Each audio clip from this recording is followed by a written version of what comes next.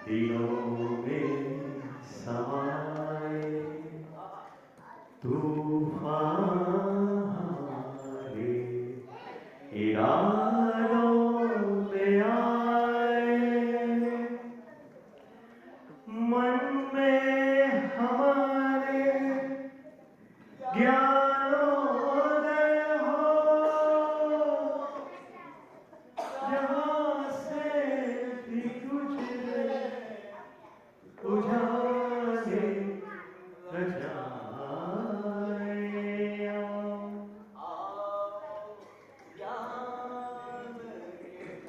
दीप जलाए। नमस्कार सभी को। आने वाले 20 मिनट के अंदर जहाँ कुछ अटका हुआ वहां बताइए। कई लोगों के मन में ये चल रहा होगा कि कुछ कहीं जुड़ा हो किसी के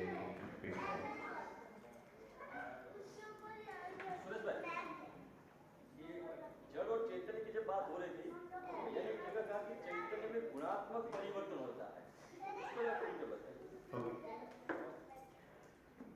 इस क्लास के बाहर जितने भी वर्कशॉप चलते हैं उसमें एक शब्द बार बार आता है, ट्रांसफॉर्मेशन, रूपांतरण। दूध में से दही बनना, दही में से छाछ का बनना और छाछ में से मक्खन का बनना, ये गुणात्मक परिवर्तन है। भौतिक पदार्थ वैसे के वैसे ही, पर फिर भी कुछ स्ट्रक्चर में ऑल्टरेशन है। आप ये नहीं कह सकते कि मक्खन दूध नहीं है, पर दूध नहीं है, बराबर। इसमें प्रोसेस की वजह से ही बदल जाता है। ऐसा ही इंसान के अंदर गुणात्मक परिवर्तन, इंसान तो वैसा का वैसा ही शरीर से दिखने में रहता है, लेकिन उसकी विचार की प्रक्रिया बदल जाती है। तो विचार की प्रक्रिया के अंदर मैं जीना हूँ, यही मेरा जीना है। शरीर को जो चाहिए वही मेरा कार्यक्रम है। ऐसी प्रक्रिया मन के अंदर चलती रहे। तो जैसे आम आदमी जीते, अभी सब लोग जीते, वैसे हम जिए। लगभग जिंदगी निकल जाती है और अतृप्ति बनी रहती है। गुणात्मक परिवर्तन का मतलब है विचार करने की हमारी क्षमता में सब्सटेंस वो आ जाए जो अस्तित्व सहज है। तो जैसे मैंने सिंपल कल उदाहरण बताया था कि किसी ने कह दिया कि मोहनथाल खाने से प्यास मिटेगी, और ये मैंने मान लिया, तो मेरी पूरी लाइफ में मोहनथाल खाने में बिता दूंगा। प्यास तो मिटेगी नहीं, वो तो बढ़ती रहेगी। तो जब तक मैं ये सोचूं नहीं कि मैंने क्या मान रखा है, तब तक गुणात्मक परिवर्तन नहीं होगा। तो गुणात्मक परिवर्तन के लिए मुझे मेरी विचार की प्रक्रिया पर ही ध्यान देना है कि मेरी सोच में क्या चल रहा है। अभी हम किस पर ध्यान देते हैं? बाहर चलने वाली घटनाओं पर ध्यान देते हैं, कार्यों पर ध्यान देते हैं, रिसोर्सेज पर ध्यान देते हैं। लेकिन रिसोर्सेज कौन से लगेंगे वो निर्णय लेने वाला तो मैं ही हूं। कौन सी प्रक्रिया करनी, प्रोजेक्ट्स करने, प्रोग्राम्स करने, निर्णय लेने वाला तो मैं ही हूं। तो मेरे निर्णय लेने के पीछे संदर्भ क्या पड़ा है? आप थोड़ी देर के लिए शीट हॉल में से बाहर निकल के सोचिए कि जैसा खाना पीना रहना मिल रहा है उससे भी बेहतर मिल जाए। ओके, उससे भी बेहतर। जैसे अभी आप एक बेड, एक रूम के अंदर 2 की जगह 3 या 4 रह रहे हो, उसके बदले एक्सक्लूसिवली आपका हो जाए। भोजन में अभी 8-10 वैरायटी, उसके बदले 50 हो जाए। लेकिन क्लास के अंदर आने के बाद सोम भैया से मंद मंद मुस्कुराए, कुछ पिक्चर के गाने हो, कुछ मैं थोड़ा नाच दिखाऊं, और 7 दिन आपको यहाँ ऐसे ही करना है। हर हो गया शिविर में शायद 1 घंटा 2 घंटा एक आध एपिसोड, फिर आप क्या करोगे? ये करने के लिए आए थे। ये सटीक समझ में आ रहा है? क्यों? क्योंकि आपके आने से पहले आपका किसी ने ध्यान दिलाया है इस शिविर के बारे में। कुछ तो कहा है, ये सब मिनिमम तो ये कहा होगा कि बहुत मजा आएगा, ये तो मिनिमम कहा होगा, या जिंदगी बदल जाएगी, या कुछ अच्छे लोग हैं, कुछ तो कहा होगा, तब जाके आप आए। अपने पर ठहराव बढ़ता गया कि नहीं? देखिए, 3 दिनों की बाकी की बात को भी समेट के मैं कहता हूँ, अभी तक हमारे पास जितने भी विज्ञान है वो सब विज्ञान हमारे बाहर के विज्ञान है। जैसे पदार्थ कैसे प्ले करते हैं, तो भौतिक विज्ञान। एक पदार्थ दूसरे पदार्थ के साथ घुस जाए तो रसायन विज्ञान, उसमें थोड़ी प्राण कोशिका की रचना तो बॉटनी। यही है कि नहीं है? देखिए, लेकिन मानसिकता क्या है? मानसिकता इकट्ठा करने की और मेरे पास से चला ना जाए उसकी, प्राणी वाली मानसिकता। तो ऑक्सीडेशन की प्रोसेस समझाते समय फिजिक्स के प्रोफेसर क्या कहते हैं या केमिस्ट्री के प्रोफेसर क्या कहते हैं? Loss of material. આ બધા સ્કૂલમાં અને કોલેજ સુધીમાં ભણી ગયા છો, લોઢું કટાઈ જાય એટલે લોસ ઓફ મટીરિયલ। एक्चुअली ક્યાંય કશું અસ્તિત્વમાંથી તો જતું જ નથી, ક્યાં લોસ થાય? समझाई છે? मानसिकता। तो मानसिकता में यही पड़ा है। तो मटेरियल के अंदर भी हमारे भाषा में तो यही आएगा, लॉस। चलो स्कूल में चले जाते हैं, कंपटीशन को विन करनी है, कोई लड़ाई का मैदान है जिसमें जीतना है। स्कूल में जितनी स्पर्धाएं होती है, मानसिकता में तो युद्ध ही पड़ा है। तो कंपटीशन को जीतो, किसी भी तरह जीतने वाली बात हो गई। अब कोई एक जीतेगा तो अनिवार्य स्वरूप से कोई तो हारेगा ही। तो प्राणियों वाली मानसिकता, पशु चेतना, एक तो आहार की बात हो गई, फिर भय वाली बात हो गई।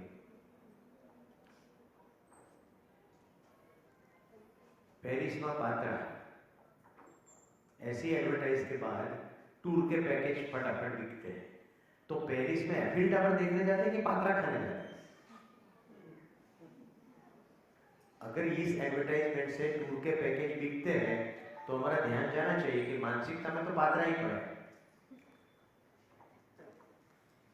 पिछले साल मेरे बड़े भैया, मेरे कजिन, ऐसे 20 लोगों को लेकर के कहीं घूमने गए। जैसे वापस आए, मैंने कहा कैसा रहा? बोले घर जेवू जमवानुं। એ લોકો જોરથી હસી પડ્યો, કારણ કે પણ આટલું બધું હસે છે કેમ? મને કંઈક ખબર પડી ગઈ। તો પછી ઘર જેવું જમવું હતું તો પછી ફરવા જવાની ક્યાં જરૂર હતી? ઘરે બરાબર જ હતા। हम बंगाल में जाके बंगाली चीज ना खाए, सिक्किम में जाके सिक्किम की चीज ना खाए, और वहां दाल भात की दुकान ढूंढे। मनीषा बहन तो मेरे साथ हिमालय आए। हम लोग कैंपिंग के बाद मनाली टाउन के अंदर 3-4 घंटा देते।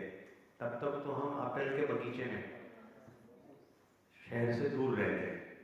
सेब दिखते हैं, एप्पल दिखते हैं, पहाड़ियाँ दिखती है, लेकिन शहर नहीं दिखता। और प्रकृति की गोद में ट्रैकिंग वगैरह होता है। बच्चे होते हैं तो मन होता है कि कुछ सोवेनियर ले जाए, तो बस भी मनाली से ही पकड़नी होती है वहाँ लोग। तो वहाँ 3-4 घंटे का समय देते हैं। जैसे बाजार में सबको छोड़ते हैं, हम लोग बाजार के बीच में बैठते हैं, क्योंकि हमें बाजार में कोई इंटरेस्ट नहीं। तो कोई ना कोई लोग तो गुजराती मिल ही जाते हैं। जो पुराने मिल जाते थे તમે શું દર વર્ષે સુરેશ અહીંયા આવો? કેટલી તોડી નાખેલી ઢાળ છે, તો પણ અહીંયા આવવાની क्या जरूरत है?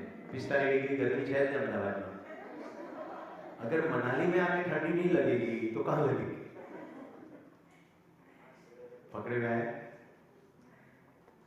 तो मैं तो कैंप पे सब उठते उनको पूछता हूँ, ठंड लगी? टेंट में तंबू में तो लगेगी। अच्छी बात है, जिंदा हो, मुर्दों को ठंडी नहीं लगती, मुर्दों को ठंडी नहीं लगती। तो हमारी मानसिकता में एक तो आहार है, युद्ध है, सभी फिजिकल। प्रश्न पूछा है कीर्ति भाई ने, गुणात्मक परिवर्तन। अब मानसिकता में संबंध आ जाए, मानसिकता में नहीं दिखने वाला पार्ट आ जाए, वो कैसे आएगा? तो पूरे वर्ल्ड का स्टडी करने वाला तो मैं ही हूँ, और मेरी जैसी मानसिकता है वैसे मैं जगत को देखता हूँ। ऐसा जब तक पकड़ में ना आए तब तक हम बाहरी विज्ञान को प्रमुख एंड फाइनली मानते रहेंगे। यहाँ फिजिक्स, केमिस्ट्री, बायोलॉजी का विरोध नहीं है, पर मानसिकता की वजह से हमने केमिस्ट्री का क्या कर डाला? We have atomic weapon. जिंदा रहना भी नहीं रहेगा, अगर युद्ध छिड़ गया तो हम इसको विज्ञान का विकास कहते हैं। अभी देखिए, पहले हाथ से खोदते थे, फिर थोड़ा पावड़ा आ गया, तो हाथ से कितना खोदते हैं, राइट? पावड़े से थोड़ा और खोदेंगे। अभी किसी ने कल्पना शक्ति लगाई, जेसीबी बना दिया, है तो पावड़ा ही, अब जेसीबी से लंबा खोद डालेंगे। कितना खोद डाला? नीचे से सब कुछ खोद डाला और खोदे ही जा रहे हैं। हम इसको विकास कहते हैं। इन दोनों विकास के ऊपर तो इलेक्शन लड़ा जाएगा, है विकास। इंफ्रास्ट्रक्चर का कोई विरोध नहीं है, पर कितनी इंफ्रास्ट्रक्चर की आवश्यकता है? गांवों को खत्म करके शहरों में हजारों लोग बस जाए, फिर वो हैंडल नहीं कर पा रहे हैं अपने मूवमेंट को, तो रोड बना लो। अब नहीं हो पा रहा है तो फ्लाईओवर बना लो। अभी भी नहीं हो पा रहा है तो एयर टैक्सी बना लो।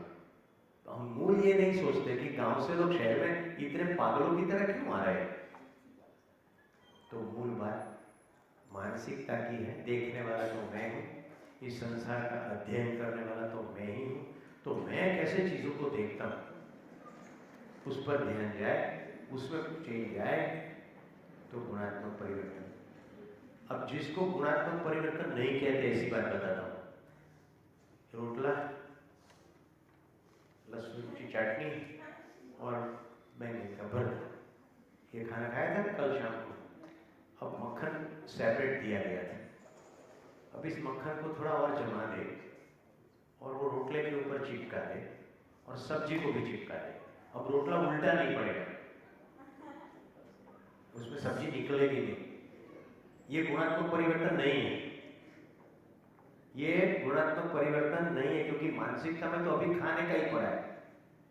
गुणात्मक परिवर्तन तब होगा जब हम ये सवाल पूछे कि हम खाना क्यों खा रहे हैं।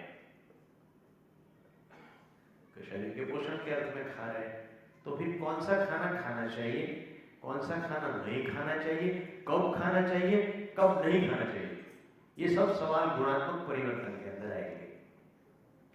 ठीक हो गया? कपड़े क्यों पहनते हैं? सोमभैया की भाषा में कहूँ तो दूसरों को चमकाने के लिए कपड़े पहनते हैं कि अपने शरीर के रक्षण के लिए कपड़े पहनते हैं? कलर वैविध्य का कोई इश्यू नहीं है, कोई प्रॉब्लम नहीं, पर हमारी खुद की पहचान हमारे कपड़ों के रंग से है, हमारे फैशन के ढंग से है, कि दूसरों की शब्दों की प्रशंसा से हमारी पहचान है। यूजुअली आप देखिए, गुणात्मक परिवर्तन किसको कहेंगे? तो आप देखेंगे पैंट की मोरी लंबी और छोटी, ऐसा होता रहता है। फिर पेंसिल हिल, फिर चौड़ी हिल, वो छोटी मोटी होती रहती है। वही फैशन बार बार रिपीट में आते हैं। मैं जब कॉलेज में था तब जो चश्मे थे, अब वो फिर से आ गए, राइट? बड़ी फ्रेम वाले। मैंने पुराने पिक्चर देखे तो मुझे लगता मैं एक नंबर का मूर्ख था, इतनी आंख के लिए इतना बड़ा ग्लास क्यों है? अब फिर से वो आ गया है।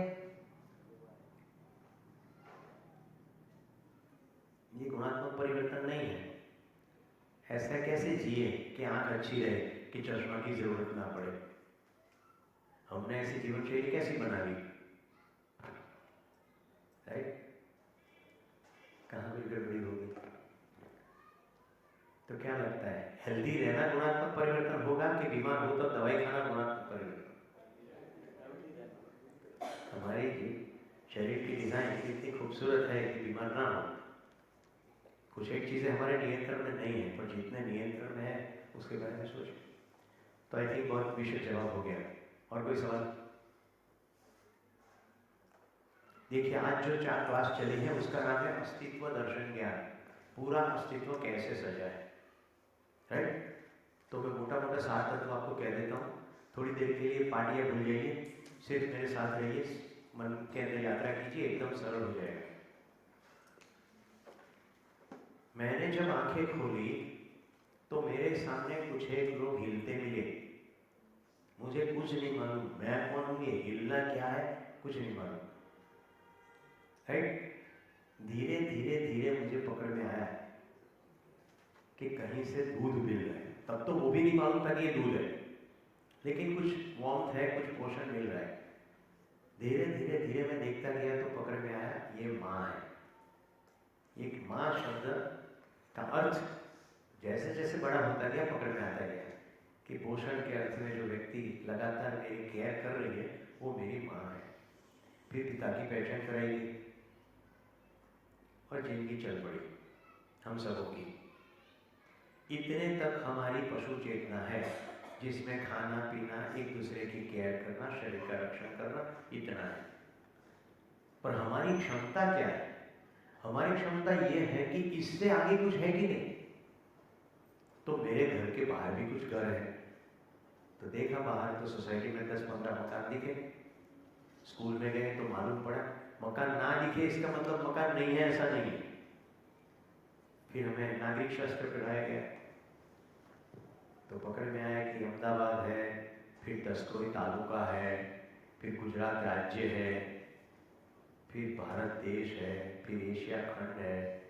लगभग स्कूली शिक्षा खत्म होते होते हमें ये पकड़ में आया कि कुछ गोल गोल है, उसके कुछ एक जगह हम रह रहे हैं। यहाँ बात इससे भी बड़ी हो रही है, ये गोल गोल से आगे कुछ है क्या? तो हमें जितना कॉलेज कक्षा में मिला कि गोल गोल से आगे और भी कुछ गोल गोल है, जैसे चंद्र भी गोल है, ये पूरी प्लैनेटरी सिस्टम गोल गोल घूम रही है। और देखे तो ऐसी बहुत सारी सिस्टम लेके आकाशगंगा घूम रही है। स्टीफन हॉकिंग को फोन लगाया, वो बोले जो कुछ नहीं दिखता ऐसा भी कुछ है, ब्लैक होल, जिसमें सब चीज गायब होती जा रही है।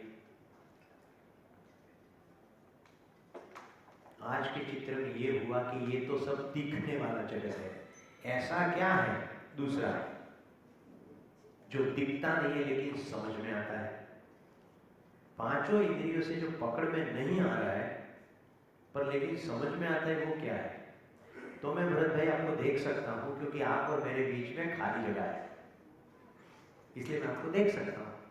तो ये जो खाली जगह, रिक्त स्थान, स्पेस, अवकाश, उसका नेचर मालूम पड़ा कि ये पारदर्शी है। और विज्ञान की आंखें लगाई तो पकड़ में आया कि भरत भाई का शरीर ठोस दिख रहा है लेकिन ठोस है नहीं। उसमें भी गहन कोशिकाएं, उसमें परमाणु तत्व की रचना, उसमें न्यूक्लियस, उसके आसपास घूमने वाले इलेक्ट्रॉन वगैरह जो भी, वहां भी तो स्पेस है। तो मैं जब हाथ हिलाता हूं तो स्पेस में कोई विकार नहीं होता। स्पेस तो स्थिर है, निष्क्रिय है, क्रिया शून्य है, वहां कुछ नहीं हो रहा है। मेरा हाथ का मूवमेंट हो रहा है, क्रिया हो रही है, लेकिन व्यापक फैला हुआ ये स्पेस असीम, उसके अंदर कुछ नहीं हो रहा है। तो निष्क्रिय है, क्रिया शून्य है। फिर मैं और दिमाग लगाता हूँ तो पकड़ में आता है कि मैं जब तक स्विच ऑन ना करूँ, इलेक्ट्रिसिटी ना दूँ, तब तक तो पंखा भी नहीं घूमता। तो ये सब कैसे घूम रहा है? अपनी खुद की धुरी पर घूम रहे, स्पिन मोशन, गोल गोल घूम रहे, वर्तुलाकार गति अथवा rotation and revolution, total movement, ये कैसे हो रहा है? तो खाली स्थान के अंदर होने मात्र से ये सब ऑटोमेटिक घूम रहा है, स्वयं स्फूर्त विधि से घूम रहा है। फिर हमने एक कंपैरेटिव एनालिसिस किया कि इकाइयों के और ये खाली स्थान के बीच में फर्क क्या है। उसमें कुछ एक शब्द में बोल गया, कुछ एक शब्द आपने बोर्ड पर देखे। तो सभी के लिए समान है, सभी जगह उपलब्ध है, पारदर्शी है, पूर्ण है अपने आप में। फिर सोमैया ने बहुत खूबसूरत एक्सरसाइज दी, एक वो बॉल वाली। मैं इस एक्सरसाइज को थोड़ा और जोड़ देता हूँ। प्लास्टिक का बॉल लेकर के पानी की डोल में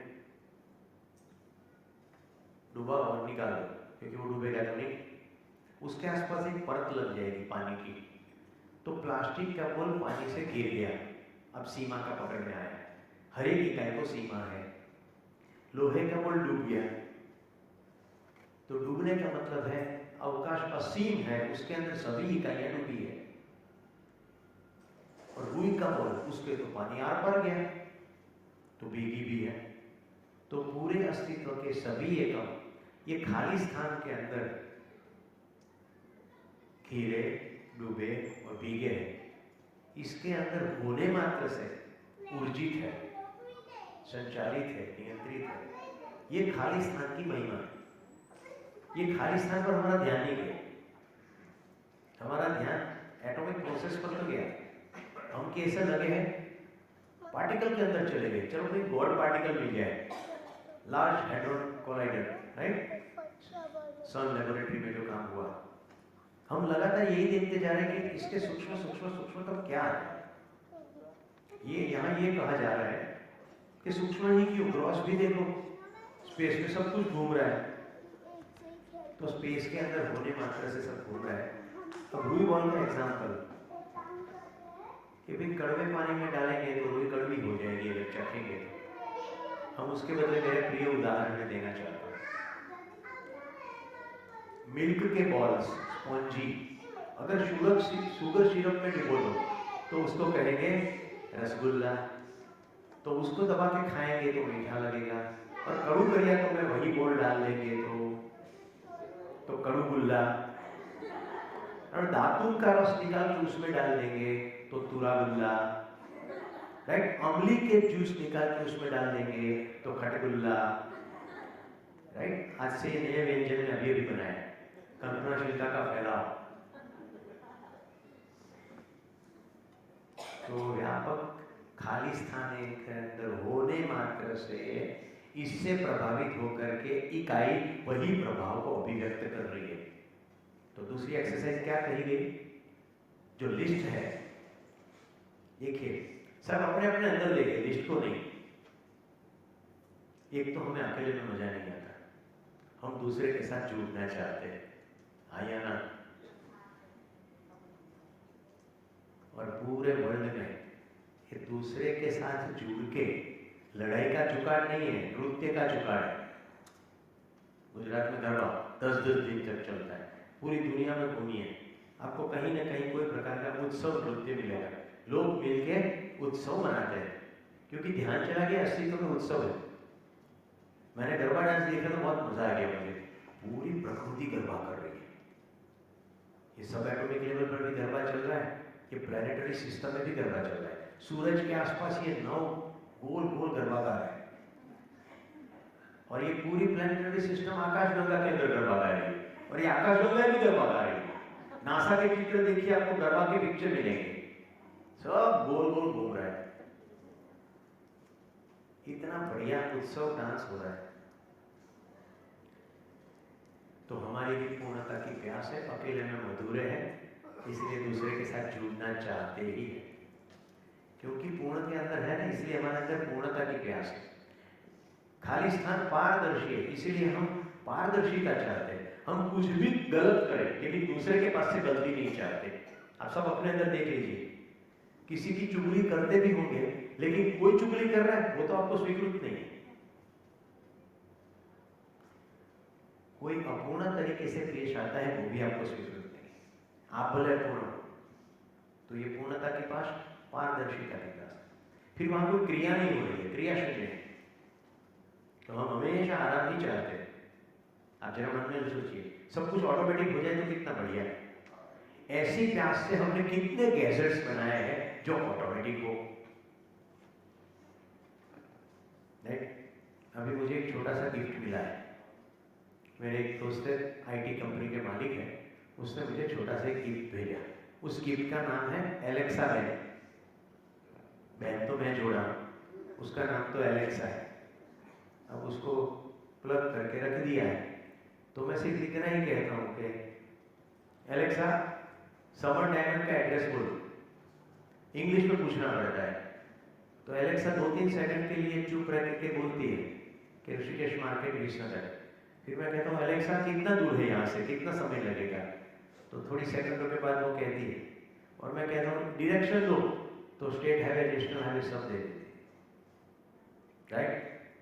तो मैं एलेक्सा को पूछता हूँ कि अभी हॉलैंड में क्या समय हुआ होगा, आज कैसा टेम्परेचर है, तो मेरा बेटा जहाँ पढ़ रहा है वहाँ का वो सब डिटेल दे देता है। सोनिया गांधी के पापा का नाम क्या है, वो भी एलेक्सा को मालूम। तो एलेक्सा लगभग सभी सवालों के जवाब देती है बोल के। जिसने मुझे गिफ्ट दिया, मैंने कहा यार एलेक्सा अच्छा नहीं लगता, कुछ सुधा, कमला, सरिता ऐसा कुछ भारतीय नाम हो तो ठीक रहेगा।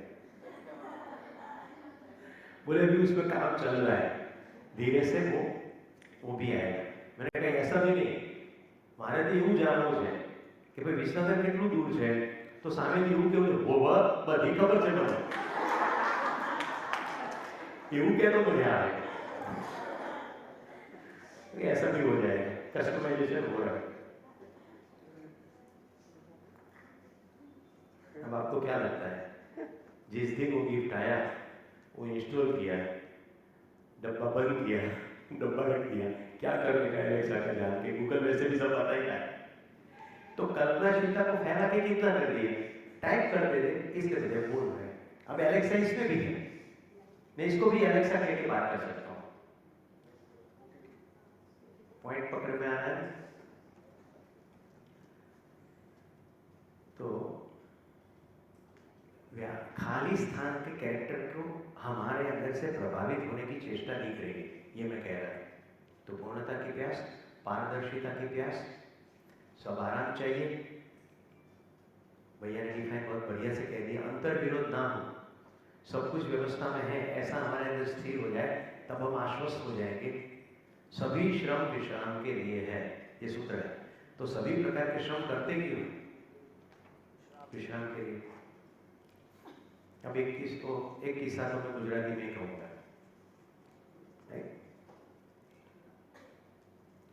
एक व्यक्ति तालाब में कांठे बैठो बैठो माछली पकड़तो।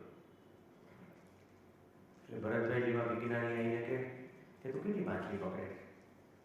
તો કે 5, બપોરે 3 ને સાંજે 2. અમે ઘરના 3 જણા માટે આટલું પૂરતું થઈ જાય. તો કે તળાવ કોનું? કે તળાવ મારું છે. આમાં કેટલી માછલી? ઢગલાબંધ. તું જો બધી પકડવા ઈચ્છે તો બધી પકડી શકે? તો કે આ સાધન લગાડો તો પકડી શકું, પણ બધી પકડીને શું કરવું? માછલીનું ઉત્પાદન ચાલતું રહેવું જોઈએ. તો કે સારું, હું તને એક યંત્રની વાત કરું છું. એ યંત્રની મદદથી તું 1 ટ્રક માછલી કાઢશે, કંઈ ફેર પડશે? તો કે તો ફેર નહીં પડે. તો 1 ટ્રક માછલી કાઢના, પછી એ કોલ્ડ સ્ટોરેજમાં નાખી દે, પછી એને એક્સપોર્ટ કર, પછી તને બહુ પૈસા મળશે, પછી તું કે તળાવને કાંઠે આરામ કરજે. તો પેલો ભાઈ કે તું ગેટ આઉટ થઈ જજે, અત્યારે હું આરામ જ કરું છું. ખબર પડે છે, 3 ને 2 5 જ માછલી જોઈતી હોય તો ઢગલો માછલીઓ કાઢીને બધી બબાલ કરાય નહીં. એવું કોઈ પણ માણસ વિચારે તો ખબર પડે. तो हमने पहले सत्रों में क्या देखा? आवश्यकता असीम है, साधन सीमित है। एक्चुअली आवश्यकता अनंत नहीं है, असीम नहीं है। आवश्यकता निश्चित है, साधन पर्याप्त है। तो हमारी जरूरत के अनुसार कपड़े, गाड़ी, यहाँ कोई भी चीज छोड़ने को नहीं कहा गया। एक्चुअली शिविर के अंदर से बहुत सारे लोग गलत मैसेज लेके जाते हैं। जो हम प्रबोधक कुछ नहीं बोलते वो सुन लेते हैं, अपना खुद का मसाला जोड़ते हैं। कुछ छोड़ना नहीं है भाई। मुझे कोई कहता है कि तुम नए कपड़े क्यों नहीं लेते, तो मैं कहता हूँ जितना मैं मैनेज कर सकता हूँ उतने कपड़े रखूंगा, सिंपल, ताकि मुझे इसके लिए किसी के ऊपर डिपेंडेंट ना रहना पड़े। सीधी सी बात है ना। अभी टूर करना है, 6 दिन बाहर रहना है, तो 6 पेयर कपड़े चाहिए। सो भैया की तरह देखे यही काम करना है, सिर्फ आके बैठ के फिर चला जाना, तो 3 कपड़े भी चल जाएंगे। मैं तो थोड़ा जंगली आदमी हूँ, जंगल में जाता रहता हूँ, कपड़े पड़ते हैं, गंदे हो तो इसके अनुरूप चाहिए। इससे अधिक क्या चाहिए? अब इससे ज्यादा जितना नहीं है तो क्या होगा? देखो कहाँ से यंत्र शुरू होता है, आपको ये गहराई से देखना होगा। पहले बाजार में जाओ, पहले कहाँ पार्किंग करें, सीजी रोड पर खरीदी करनी है तो सबसे बड़ा इश्यू तो पार्किंग का है। वहाँ से झमेला शुरू होता है। फिर 1 दुकान, 2 दुकान, 3 दुकान घूमे, उसमें से पूछे कि आप बड़ा कंफ्यूजन, ये लूँ कि वो लूँ? मैं मानता हूँ ये लूँ, पत्नी कहती ये लो। कुल मिला के 2-3 कपड़े ले लिए, फिर उसको धो, फिर आयरन करो, फिर जिस दिन पहनने उस दिन ये पहनूं कि वो पहनूं। ये चक्र दिख रहा है, ये देखना पड़ता है। हमारा पैसा, हमारा समय और हमारी ऊर्जा कहाँ जा रही है? सुखी होने में जा रही है, समझने में जा रही है कि चीजों में जा रही है? इतना पकड़ में आ जाए, इसे स्वयं पर देखना पड़ता है। तो निष्क्रिय है और हमारे अंदर विश्राम की प्यास है।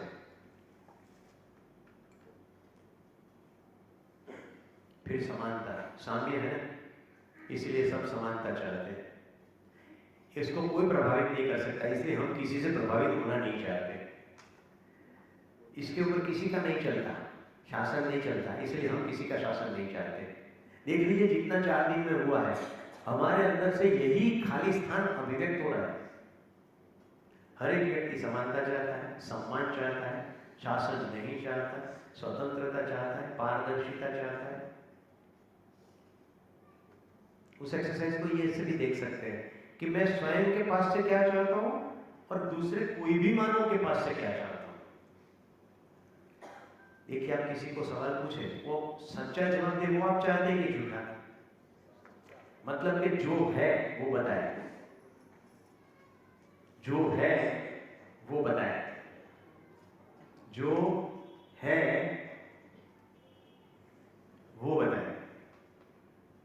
ध्यान जा रहा है मैं कहां ध्यान खींच रहा हूं आपका? तो हमारी बातों में जो है वो आए कि जो मान रखा है वो आए। मैं कल 2 घंटे नहीं था, कल आपके 2-3 लोगों ने मुझे मजाक भी मेरे साथ किया।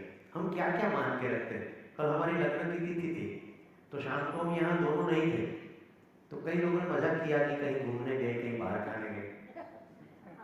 मेरे बड़े कजिन भाई doctor Rasik admitted in Bharat Dave spine hospital, कल दोपहर का उसका एडमिशन हुआ। मैंने फोन से जितना करना था सब कर दिया। मैंने कहा भैया शाम तक कोई काम नहीं है, ऑपरेशन से पहले मैं आपको मिलने आऊँगा। राइट, आज ऑपरेशन हो गया। यूजुअल क्या है, दौड़ जाते लोग।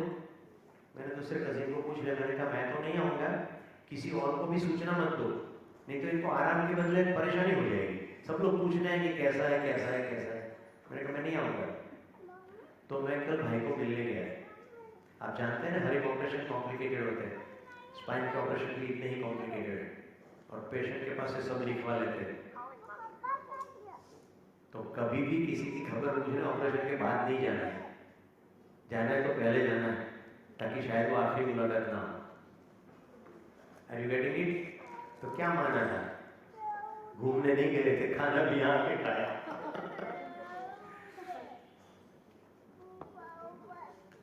पारदर्शिता चाहते, सत्य चाहते, समानता चाहते, स्वतंत्रता चाहते, जो है ऐसा चाहते। चलो स्कूल में चलते, बच्चों को मजा आएगा। कटोरी छोटी, कटोरा बड़ा।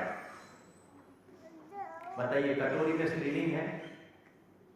कटोरी और कटोरा की शादी होती है तो चमची पैदा होती है, तो चमची स्त्रीलिंग, चमचा पुल्लिंग।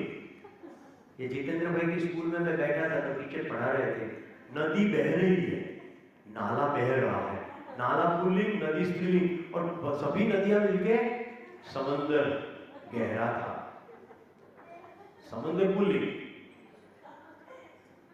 ये तो ठीक है, नदी बनाने वाला झरना नान्यतर, झरनू रमतू रमतू आवे, झरनू जमतू जमतू जाए, झरनू नान्यतर, सब झरनू मिलके नदी नाई कैसे हो गई? तो पानी सिर्फ एक भौतिक पदार्थ है, उसके साथ हमने जो नहीं है वो जोड़ दिया। देखो, पहाड़ ऊंचा, जहां भी थोड़ी पावर वाली बात आई ना, वहां सभी को पुल्लिंग बना दिया। चौड़ा, मोटा, पावरफुल, वो सब पुल्लिंग, वीक, छोटा, वो सब स्त्रीलिंग। क्योंकि मानसिकता में यही रहा, मैं शरीर हूं, तो शरीर में पुरुष मानसिकता। फिर ध्यान जा रहा है? मैं मेरे शिविर में एक एक्सरसाइज कराता हूँ ब्रेक में, कैसे शब्द ढूंढ के लाओ जिसमें लिंक नहीं है। तो खाली स्थान के जितने गुण हैं वो हमसे अभिव्यक्त हो रहे हैं, ऐसा आपको देखना है। पधारिए भैया। 1-2 पॉइंट रह गए कि सब याद है? अप्रभावित आ गए। ऊर्जा, कौन थका हारा चाहता है अपने आप को?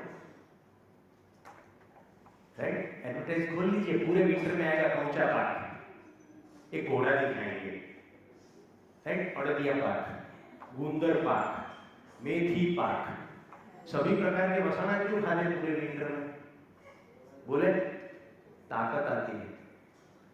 और ये जो रात में शो चलता है WWF, 2 सांड लड़ाई करते हैं, ऐसे लड़ाई करते हैं, अभी महिलाओं का भी इसमें एंट्री हो गया। मूलतः चाहत तो ऊर्जा की, ताकत की है, कोई अपने को वीक नहीं चाहता। तो लगभग मैंने सभी ले लिए, वो तो भी लिया नहीं भैया, जितना लिया उतना ले लिया। भैया बताइए, आपके अनुपस्थिति में मैंने ये जो गुण कैसे अपने से अभिव्यक्त हो रहे हैं वो लिया। और एक प्रश्न आया था, गुणात्मक परिवर्तन क्या है, वो कुछ एक उदाहरणों से समझाया। पति की हाँ जी, सभी को नमस्कार। बताइए, कहाँ थे?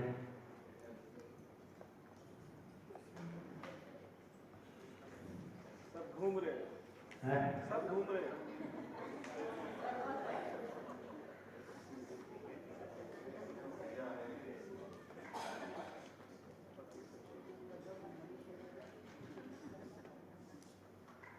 स्पेस में ऊर्जा है या स्पेस ऊर्जा स्वरूप है? में ऊर्जा नहीं। स्पेस में ऊर्जा बोलने से फिर स्पेस अलग है, ऊर्जा अलग है। तो स्पेस में ऊर्जा नहीं है, स्पेस ऊर्जा स्वरूप है, ऐसा बोल रहा हूँ।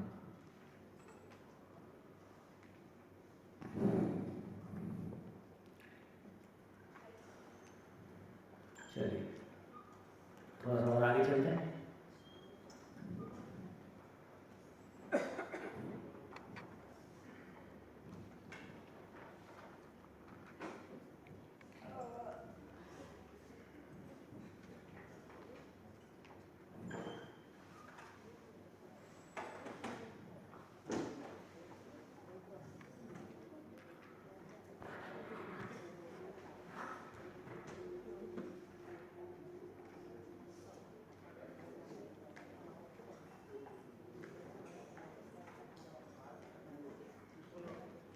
हाँ जी, ब्रेक के पहले ये चर्चा हो रही थी कि स्पेस ऊर्जा स्वरूप है,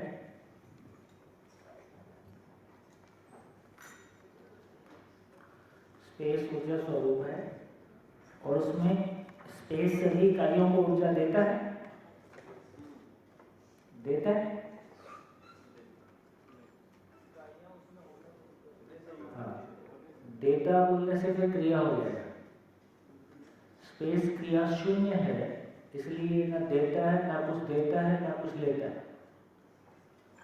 स्पेस स्वयं ऊर्जा स्वरूप है, इसलिए उसमें होने मात्र से हर इकाई अपनी पात्रता अनुसार ऊर्जित है ना? जैसे घर में इलेक्ट्रिसिटी लाइन जाती रहती है, उसमें मिक्सी भी लगता है, पंखा भी लगता है, वॉशिंग मशीन भी लगता है, टीवी भी लगता है ना, हीटर भी लगता है। तो अपनी पात्रता अनुसार हर इकाई है ना, पात्रता मतलब कितने वोल्टेज की, तो जितना वोल्टेज रहता है उतनी एनर्जी भी लेती है और एप्लीकेशन सबका अलग अलग है। तो यहाँ भी ऐसे ही है, हर इकाई अपनी पात्रता अनुसार ऊर्जित है। जड़ उसको पाकर क्रियाशील है। क्या मतलब? मटेरियल किंगडम, जड़ उसको पाकर क्रियाशील है। जो क्रियाशीलता हमको दिखाई देती है, एटम में जो सेंटर में पार्टिकल्स हैं उसमें स्पिन मोशन, जो ऑर्बिटल पार्टिकल्स हैं उसमें स्पिन मोशन के साथ साथ ऑर्बिटल मोशन, और परमाणु एज ए होल में एक कंपनात्मक गति वाइब्रेशनल मोशन पाया जाता है। तो इसको बोलते हैं क्रियाशीलता। तो जड़ संसार मूल ऊर्जा को पाकर क्रियाशीलता के रूप में व्यक्त होता है। प्राण संसार कोशिकाएं मूल ऊर्जा को पाकर स्पंदनशीलता के रूप में, क्रियाशीलता तो बना ही रहता है, साथ में स्पंदनशीलता के रूप में व्यक्त होता है। स्पंदनशीलता का मतलब है सांस लेती हुई कोशिकाएं। कोशिका जब सांस लेती है तो ऐसे संकोचन प्रसारण होता है, सांस छोड़ती है तो सिकुड़ जाती है, सांस लेती है तो फैल जाती है। तो ये संकोचन प्रसारण होता रहता है, तो इसको बोलते हैं स्पंदन। तो जितना भी प्राण संसार है वो संकोचन प्रसारण की वजह से ही सेल मल्टीप्लिकेशन होता है। तो इस रूप में कहा कि प्राण संसार उसको पाकर स्पंदनशीलता के रूप में। अब आगे जब जीव संसार बोल रहे हैं तो जीव संसार का शरीर और मानव का शरीर ये सारी कोशिकाओं से बनी हुई रचनाएं हैं। तो ये तो कोशिका में पूरा हो गया। अब जीव संसार को चलाता हुआ जीवन, अब यहाँ जीवन शब्द आ गया। देखिए अभी शॉर्ट में कह देता हूँ, अध्ययन करेंगे तो फिर बहुत विस्तार से इसको समझना होगा। अब सार बात ये कह रहे हैं कि भाई आखिर ये रियलिटी जो शरीर को चला रही है, उसके जो रियलिटी शरीर को चलाता है, जिसको हम आत्मा या जो कुछ भी कहते हैं, वो है क्या चीज़। तो मूलतः एक बात तो ये समझ में आया, देखिए पूरी सृष्टि में देखें तो कैसे तय हुआ होगा कि 108 प्रकार के परमाणु चाहिए, कैसे तय हुआ होगा कि 70% पानी यदि धरती पे है तो मानव के शरीर का भी वही रेशियो होगा, कैसे तय हुआ होगा कि कितने प्रकार के पेड़ पौधे, उसमें भी वनस्पति, उसमें भी फिर ये फ्रूट प्लांट्स और है ना क्या इमारती लकड़ी, और फिर दालें, और फिर फल, और फिर आदमी आएगा उसकी तैयारी के लिए इतनी तैयारी। नेचर ने उसके लिए केला बनाया, पपीता बनाया, नींबू बनाया, और फिर आजकल तो चाइना से आने लगा, कहीं और से भी आने लगा, बहुत सारे फल जो भारत में नहीं हो रहे हैं, भारत से बाहर से भी आते हैं। ये आदमी के स्वागत के लिए इतनी तैयारी कैसे हो रही होगी, क्या लगता है? भाई सब रेडी टू ईट है ना, अलग से निकाल के कोई प्रोसेस करना ऐसा नहीं। ये सारे फ्रूट्स देखेंगे तो एकदम तैयार है। तो यदि मेजॉरिटी में देखेंगे तो जो हम कैटेगराइज करते हैं तो दाल, फल, इमारती लकड़ी, औषधीय पौधे, और क्या बोलते हैं, दाल हो गया है ना, ऐसा चार, धान तो सब्जी है ना, सब्जी, ऐसे पाँच छह कैटेगरीज हैं जिसमें कि धरती के सारे पौधे आ जाते हैं।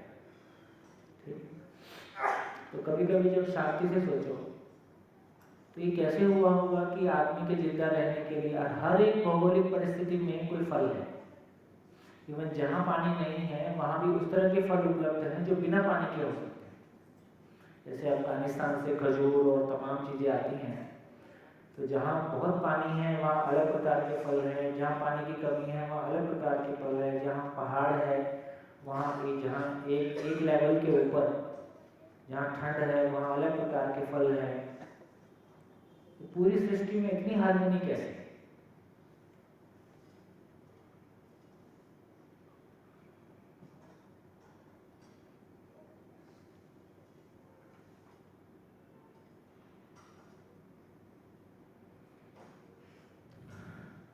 एजुकेशन में थोड़ी सी भी दिशा ठीक होती ना तो आदमी बहुत कृतज्ञ होता है। वो धरती पे पैर रख के हर बार में मस्ती करता है। हाथ जोड़ने के सिवाय कुछ है नहीं अपने पास ज़्यादा। हमने बहुत मेहनत की है मानव जाति ने धरती पे, लेकिन कुछ भी मेहनत नहीं करे तो भी जिंदा रहने का जुगाड़ धरती पे उपलब्ध है। कुछ भी नहीं करे, इतना फल, इतना अच्छा, जितना भी बीज है, जितनी भी चीजें हैं वो धरती में बाई नेचर है। आदमी ने एक भी बीज नहीं बनाया अभी तक। हमने कोई बीज बनाया ऐसा नहीं है, एक भी। इतना ही किया है कि उसमें जो नेचुरल हेल्प थी वो किया है, या अननेचुरली उसको डिस्टर्ब करना था वो किया है, दोनों किया। मेहनत भी की है, जैसे जंगली बेर, जंगली टमाटर, जंगली सेब इतना रहता है, उसको हमने इतने सालों मेहनत की है, पीढ़ी दर पीढ़ी मेहनत की है। उसके बीजों में से जिसने अच्छा फल दिया उसका बीज निकाला, उसको बोया, उसमें से जिसने अच्छा फल दिया उसका बीज निकाला, उसको बोया। ऐसे पीढ़ी दर पीढ़ी हमने मेहनत की है और उसकी गुणात्मकता को बढ़ाया। तो यदि इस तरह से टोटल देखेंगे तो ये कैसे सेट हुआ होगा सब? क्या लगता है? कभी थोड़ा बहुत आश्चर्य होता है, नहीं होता है?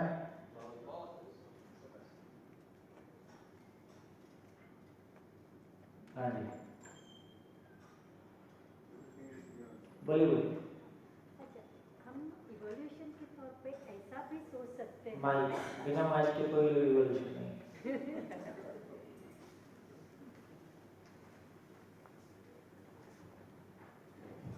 आप जो असहमति की बात बोल रहे थे, इस मेरे मगज में ये असहमत होने का एक थॉट आया कि इवोल्यूशन के तौर पे हम ऐसा भी बोल सकते हैं कि survival of the fittest and adoption के तौर पे जो चीज़ें अवेलेबल थी उसके तौर पे वही जनरेशन, वही जाति सर्वाइव होती रही। बाकी की जाति जो अवेलेबिलिटी नहीं थी वो जाति धीरे धीरे मर गई। एक वीडियो मैंने देखा था कभी, तो उस वीडियो में जो पूरी ये जर्नी है इवोल्यूशन की, इसके बारे में कहता है कि वो कितने करोड़ कॉम्बिनेशन परमुटेशन हो सकते हैं, जिसमें से बस यही पॉसिबल है, इसके अलावा कुछ भी पॉसिबल नहीं। यदि सारे तार जोड़ेंगे और सारे तार जोड़ के ये इवोल्यूशन का प्रोसेस देखेंगे तो उसमें बहुत मैथमेटिकली और बहुत लॉजिकली, साइंटिफिकली सारी चीज़ों को बताया कि ये कुछ भी अनायास नहीं है, ये इतना, ये नेचर रैंडम नहीं है कि होता चला गया और हो गया, है ना। तो ऐसे कुछ वीडियोस उपलब्ध होंगे, उनको देखिएगा। उससे ये तो समझ में आता है कि, तो सार बात कहने की ये है कि ये जो खाली जगह है, ये जो को एग्जिस्टेंस है, अब एक तो ये समझ में आ गया कि एग्जिस्टेंस इज को एग्जिस्टेंस, एग्जिस्टेंस इज को एग्जिस्टेंस।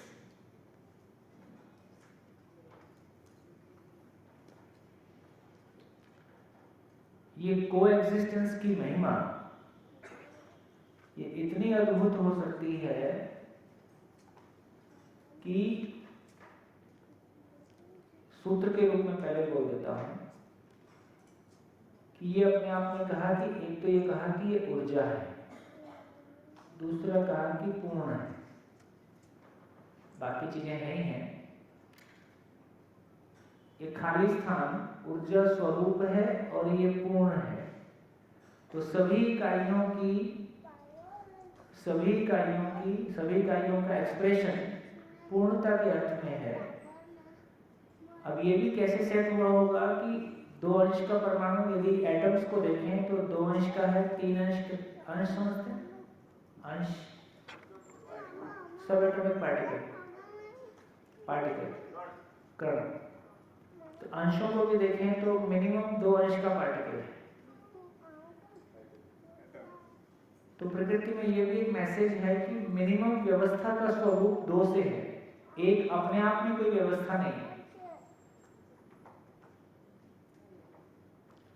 इसलिए जब भी आप व्यवस्था का स्वरूप देखो तो मिनिमम 2 से देखो, 2 ही चक्के से साइकिल चलती है, एक चक्के से नहीं हो रहा है कुछ। तो बहुत सारी जगह में आपको एक तार पकड़ेंगे तो फिर उसकी लंबाई आपको बहुत दूर तक दिखाई देगी। तो प्रकृति में यदि हम देखते हैं तो 2 अंश के परमाणु से लेके कितने सारे परमाणु हैं, धीरे से हमको ये भी दिखाई देता है कि एक परमाणु जिसको हम कह रहे हैं कि 2 अंश का परमाणु और उससे बड़ा परमाणु और उससे बड़ा परमाणु और उससे बड़ा परमाणु, इसमें 3 एक्सप्रेशन एक साथ में आ रहे हैं। यदि जड़ परमाणु को देखें तो एक तो ये समझ में आता है कि एक पार्टिकल स्पिन मोशन करते हुए रैंडम मोशन के साथ में रहता है। ये रैंडम मोशन के साथ में जो है ये दूसरे को पहचानकर व्यवस्था में होने की प्रवृत्ति है। इसी को चुंबकीय बल कहा है, तो इसी को बाद में विद्युत चुंबकीय बल के रूप में पहचाना है। तो बेसिकली विद्युत चुंबकीय बल, इसको विद्युत कहा, विद्युत, ध्वनि और ताप। एक परमाणु को देखें तो उससे ये 3 एक्सप्रेशन है। मैं बहुत डेप्थ में नहीं जा रहा हूं, लेकिन हल्का से इसको छेड़ के फिर आगे बढ़ते हैं। जैसे तो विद्युत क्या बोले, चुंबकीय बल क्या बोला, तो सृष्टि की सभी इकाइयों में चुंबकीयता है। चुंबकीयता का मतलब अट्रैक्शन है। चुंबकीयता का मतलब अट्रैक्शन किस तरफ है? विकास के अर्थ में है कि विनाश के लिए है ना? तो विकास के अर्थ में, व्यवस्था के अर्थ में जो परस्पर जुड़ने की प्रवृत्ति है, इसका नाम चुंबकीयता है। ये चुंबकीयता मानव में है कि नहीं है? मानव में भी विकास के अर्थ में एक दूसरे के साथ जुड़ने की प्रवृत्ति है। ये चुंबकीयता मानव में भी है, ये चुंबकीयता जड़ में भी है, ये चुंबकीयता कोशिका में भी है, ये चुंबकीयता प्लेनेट में भी है। पूरी सृष्टि में आपको देखने मिल जाएगी। तो सृष्टि की सभी इकाइयां पूर्णता में ऊर्जित हैं। पूर्णता के अर्थ में उनकी गति है। ये पूर्णता के अर्थ में गति व्यवस्था को व्यक्त करता है। सभी मानव के अलावा सभी इकाइयां व्यवस्था के अर्थ में व्यक्त हैं। मानव भी व्यवस्था की चाहत के रूप में व्यक्त है। क्या हो गया? मानव के अलावा सभी इकाइयां बाय नेचर व्यवस्थित हैं। उसको हमने चर्चा किया था। पदार्थ अवस्था मात्रा विधि से अपने निश्चित आचरण के साथ है, और प्राण अवस्था बीज विधि से अपने निश्चित आचरण के साथ है। जीव अवस्था वंश विधि से अपने आचरण के साथ है, और मानव संस्कार विधि से, ज्ञान विधि से अपने आचरण को पाना चाहता है।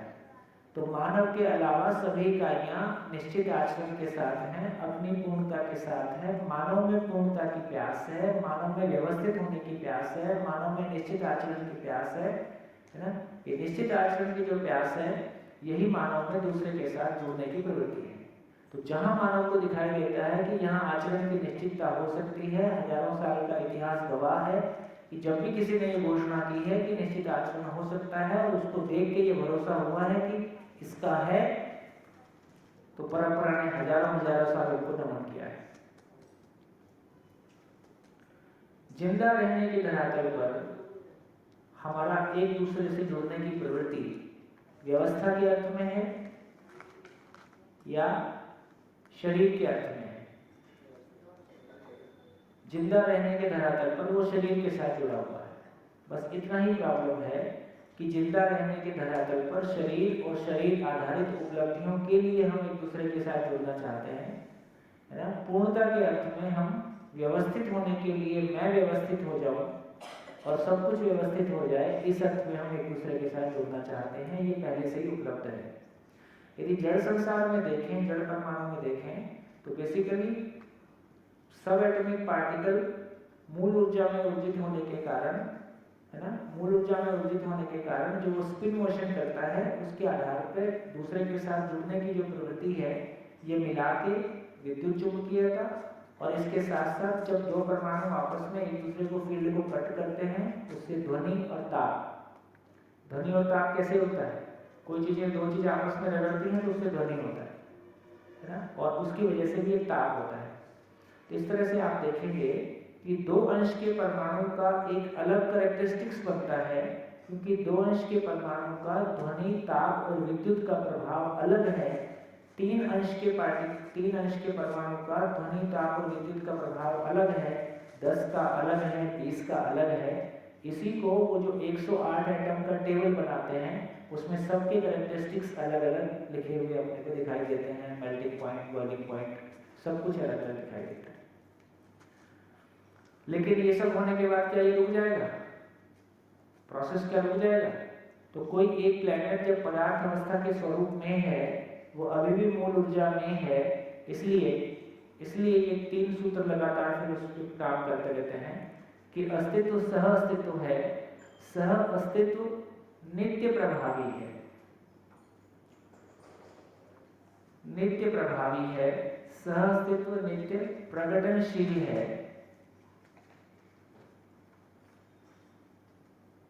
और चार अवस्थाओं के रूप में इस धरती पे प्रकट है।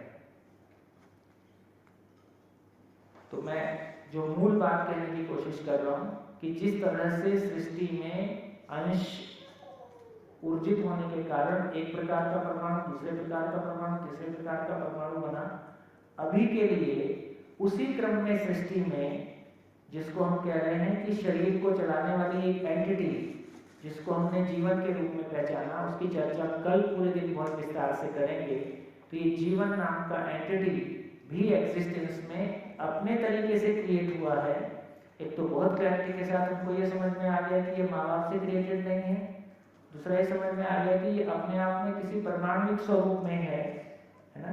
तीसरी बात, जिस तरह से परमाणु में एक तरह का प्रभाव ध्वनि, ताप और विद्युत प्रकट है, उसी तरह से ये जीवन नाम की एंटिटी मूल ऊर्जा में ऊर्जित होने के कारण आशा, विचार, इच्छा, ये 3 प्रभाव के साथ में प्रकट है। इसकी बनने की प्रक्रिया और इसकी पूरी प्रक्रिया का हम विस्तार से अध्ययन, जब अध्ययन शिविर में हम साथ बैठेंगे तब हम विस्तार से इसका अध्ययन कर सकते हैं। लेकिन अभी फिलहाल एक एंटिटी यहाँ और बेस मैंने हल्का सा क्रिएट करने की कोशिश की कि जिस तरह से अनेक प्रकार के जड़ परमाणु सृष्टि में उपलब्ध हैं और वो किसी ने बनाए हैं कि प्रकटन है। तो मूल बात यहाँ पकड़ने की है कि सृष्टि में निर्माण है कि सृष्टि में प्रकटन है ना। जैसे अपन कल्पना करें कि कोई देवी देवता सबको अलग अलग काम असाइन कर दिया है, एक देवी देवता बैठ के लोहे के परमाणु बना है, ऐसा लगता है। और एग्जिस्टेंस में कहाँ सप्लाई करना है वहां सप्लाई कर देते हैं, ऐसा लगता है, ऐसा नहीं लगता। तब समझ में आया कि सृष्टि में परमाणु, सृष्टि में प्रकटन है या सृष्टि में निर्माण है। प्रकटन है, निर्माण है तो फिर निर्माण करता है। एक माँ ने अपनी एक समस्या बताई शिविर में, बोले मेरा बेटा मेरे को बहुत परेशान करता है, वो बार बार पूछता है बताए किसने बनाया। वो पहले माँ ने उसको ज्ञान दिया था, कुछ भी है बेटा, क्या है बेटा, भगवान ने बनाया। एक दिन उसने पूछ लिया माँ भगवान को किसने बनाया। अब उसको पता चला इसका माँ को पता नहीं है। तो अपने से बड़े लोगों को निरुत्तरित कर देना में भी तो अपना मजा है, कम से कम एक ऐसा क्वेश्चन खड़ा करना जिसका उत्तर नहीं है। अब वो घर में बार बार हर चीज को बोलता है माँ इसको किसने बनाया। अब माँ बोलेगी भगवान ने बनाया, उसके बाद उसको अपना ज्ञान देना है, माँ उसको किसने बनाया।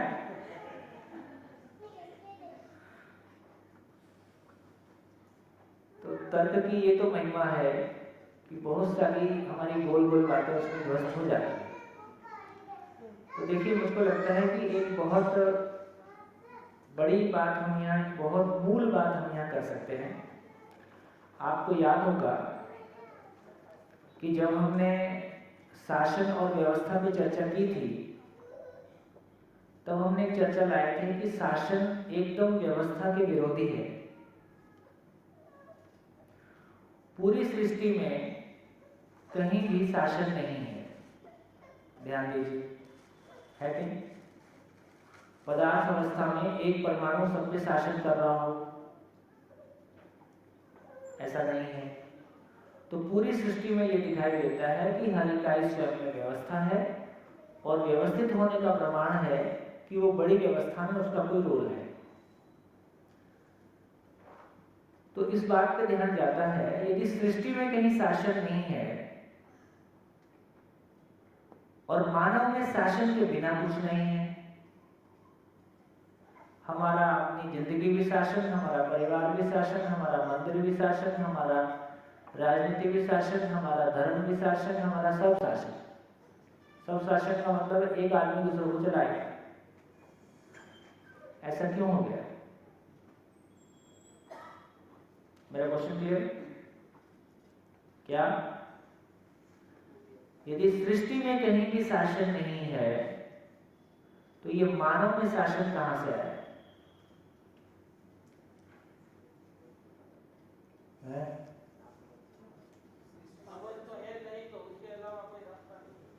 हाँ, एक आंसर तो बिल्कुल सटीक है, समझ नहीं है तो इसके अलावा कोई रास्ता नहीं। ये बात तो ठीक है, ये बात तो ठीक है, पर उस रास्ते को हम थोड़ा कंफ्यूजन के साथ अपनाए होते। लेकिन जितना हमने एकेडमिक्स में स्वीकारा, जितना हमने धर्म में स्वीकारा, जितनी गहरी इसके प्रति स्वीकृति है, वो समझ में कमी जैसा नहीं लग रही है, वो तो कोई भारी ज्ञान से प्रकट हुई कोई चीज है ऐसे लगती है। मेरी शंका ठीक है? कोई चीज समझ में कमी की वजह से अपनाई होती तो थोड़ा सा हम ढीले होते उस बारे में। तो जितनी गहरी सीखे थे, जैसे मैं क्वेश्चन पूछता हूँ, यहाँ बैठे लोगों में से शासन का मतलब पर नियंत्रण, यहाँ बैठे लोगों में से कितने लोगों को आपके ऊपर दूसरे का नियंत्रण स्वीकार है?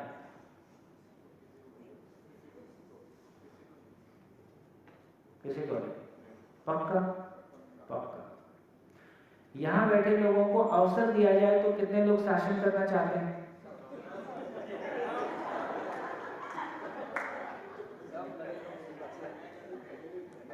तो आपका शौक पूरा करने के लिए कौन से ग्रह से जनता लाई है? मंगल से लाई जाए, कहीं और से लाई जाए, कहीं यहाँ पे लोग तो शासन चाह नहीं रहे, तो आपका शौक कैसे पूरा कराया जाए? कंफ्लिक्ट समझ में आ रहा है ना? कंफ्लिक्ट ये है कि मैं नहीं चाहता कि कोई मुझ पे शासन करे, लेकिन मैं सब पे शासन करना चाहता हूं।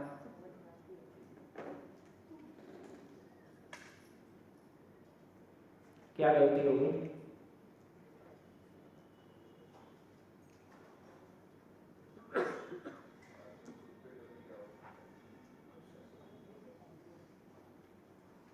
देखिए, मेरे को लगता है कि बहुत गहरे में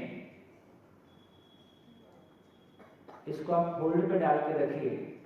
ये क्वेश्चन उठा है और ये क्वेश्चन गहरा है। डे बाय डे हमने यही प्रयास किया है कि दूसरे पे हमारा शासन कैसे सफल हो जाए। व्यवस्था के तार हमने पकड़े, है ना? संस्थाओं के भीतर परिवार एक संस्था है, समाज एक संस्था है, उसके तार आपको कब दिखाई देते हैं? खैर, इस क्रम में जो मैं बात है उसको पूरा कर देता हूँ। तो जीवन में हमने कहा कि जिस तरह से परमाणु में 3 प्रभाव हमको व्यक्त होते हुए दिखाई देते हैं, विद्युत, ध्वनि और ताप, है ना? अब हमको पता चल गया कि ये प्रभाव कैसे आता है। और देखिए, इंपॉर्टेंट बात कैसी है कि जड़ परमाणु में भी गतियां निरंतर हैं। इस बात पर ध्यान दें। जड़ परमाणु में भी चाहे केंद्र में जो कण है उनके स्पिन मोशन है वो भी निरंतर है। कभी ऐसा होगा कि बीच बीच में थक जाते होंगे, थोड़ा आराम कर लेते होंगे? जो ऑर्बिट में कण है उनकी भी गतियां निरंतर हैं। यदि पूरी सृष्टि में देखेंगे तो जड़ संसार में भी गतियां निरंतर हैं। ग्रह, जितने भी प्लैनेट्स हैं, जितना भी सोलर सिस्टम है, सबकी गतियां निरंतर हैं। और जीवन में भी वो गतियां अपेक्षाओं के रूप में निरंतर दिखाई देती हैं। क्रियाशीलता के रूप में जो आशा, विचार, इच्छा की ताकत है वो भी निरंतर दिखाई देती है। तो इस रूप में कहा कि जिस तरह से एग्जिस्टेंस में एक चीज परमाणु के रूप में हमने देखा, जिसमें कि ध्वनि, ताप, विद्युत के रूप में प्रभाव हमने पाया, उसी प्रकार की दूसरी एंटिटी जिसको हम जीवन के रूप में कह रहे हैं, जिसमें आशा, विचार, इच्छा के रूप में 3 प्रभाव निरंतर है। आशा, विचार, इच्छा के रूप में 3 प्रभाव निरंतर है। इसका क्रिएशन कैसे हुआ है उसको मैं अभी नहीं छेड़ रहा हूँ, क्योंकि वो अपने आप में पूरा देख लेगा। लेकिन यहाँ से हम कह रहे हैं कि बेसिकली 2 एंटिटी उपलब्ध हो गई। तो एग्जिस्टेंस में ये 2 एंटिटी उपलब्ध हो गई। एक एंटिटी वो है जिसको हम जड़ परमाणु के रूप में कह रहे हैं, जिसको हम 108 परमाणु के रूप में पहचान रहे हैं। एक दूसरी एंटिटी है जिसको हम जीवन के रूप में कह रहे हैं, जो एक ही प्रकार का है और जिसमें आशा, विचार, इच्छा के रूप में। अब यदि पशुओं को कहें तो पशुओं में आशा ही व्यक्त है। इसलिए पशु शरीर को चलाता हुआ जीवन मूल ऊर्जा में ऊर्जित होने के कारण केवल आशा के रूप में व्यक्त है। मानव में वो जीवन कल्पनाशीलता के रूप में व्यक्त है और जागृत मानव में वो ज्ञान के रूप में व्यक्त है। तो मैं इस सूत्र को फिर से एक बार बोल देता हूं कि मूल ऊर्जा में ऊर्जित होने के कारण सृष्टि की हर इकाई अपनी पात्रता अनुसार ऊर्जित है। इतना सारा वेरिएशन हमको दिखाई देता है ना, तो वेरिएशन कैसे है? तो मूल ऊर्जा में ऊर्जित होने के कारण हर इकाई अपनी पात्रता अनुसार ऊर्जित है। जड़ संसार उसको पाकर क्रियाशीलता के रूप में व्यक्त है। प्राण संसार उसको पाकर स्पंदनशीलता के रूप में व्यक्त है। पशु शरीर को चलाता हुआ जीवन उसको पाकर आशा के रूप में व्यक्त है ना। मानव जीवन भ्रमित स्थिति में उसको पाकर कल्पनाशीलता के रूप में व्यक्त है। जागृत मानव उसको पाकर ज्ञान रूप में व्यक्त है। ज्ञान अपने आप में सीमित वस्तु है या ज्ञान अपने आप में असीमित वस्तु है? असीमित वस्तु क्या है एग्जिस्टेंस में? पूरे एग्जिस्टेंस में असीमित वस्तु क्या है? खाली स्थान। इसके अलावा दूसरी कोई रियलिटी है ही नहीं। तो ये कहा जा रहा है कि जब ज्ञान, तो इस खाली स्थान को ज्ञान रूप में भी पहचाना। इस खाली स्थान को ज्ञान भी कहा। ज्ञान क्यों कहा?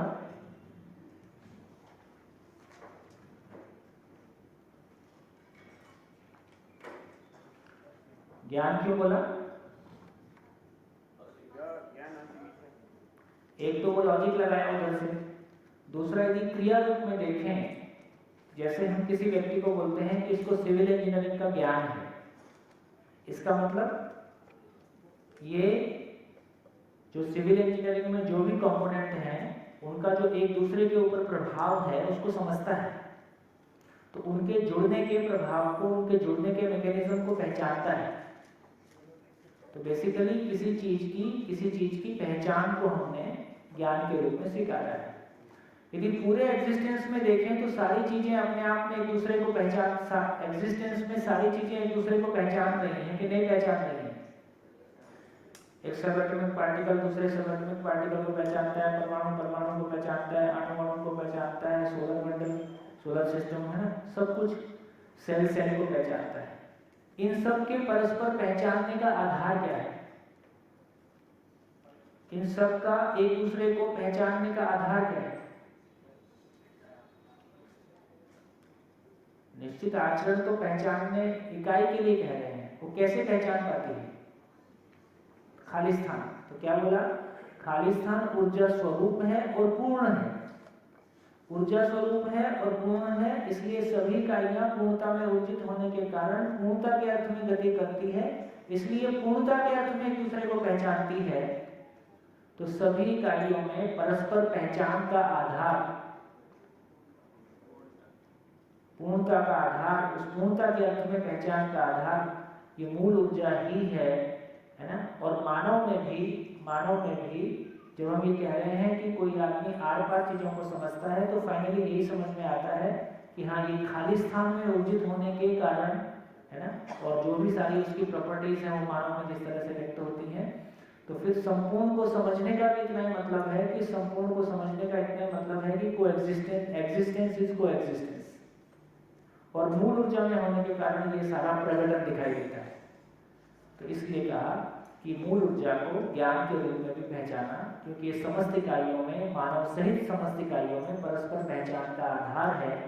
इस परस्पर पहचान के आधार को मानव पहचानता है तो उसका हम कहते हैं कि हाँ, ये ज्ञानी आदमी है, चाहे वो स्किल का मामला हो, चाहे फिर मानव की समझ और उस रूप में जीने का मामला हो। तो इसको हमने ज्ञान रूप में भी पहचाना है। और किस रूप में पहचाना है? और किस रूप में पहचाना है?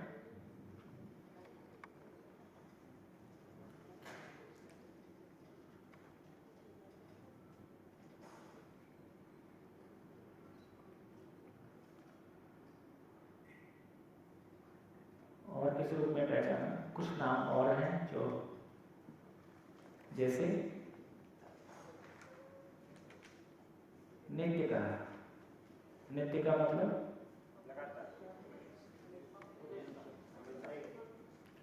जो सदा सदा एक सा बरतता है, सदा सदा है। फिर उसको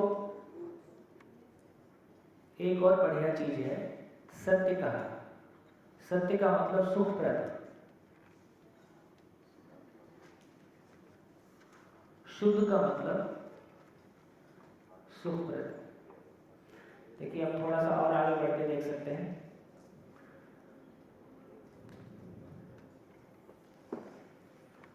जैसे हमारा सारा सुखी दुखी होने का आधार क्या है?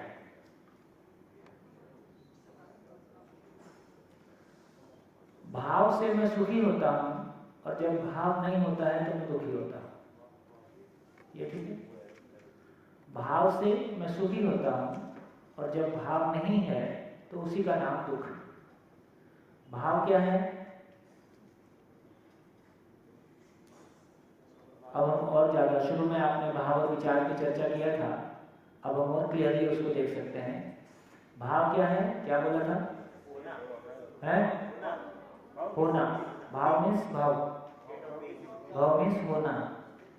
तो हमने सूत्र के रूप में कहा था भव की स्वीकृति भाव है और भव का विश्लेषण विचार है। ये शुरू में एकदम पहले दिन ओपनिंग में बात हुई थी। भव की स्वीकृति भाव है। भव क्या चीज है?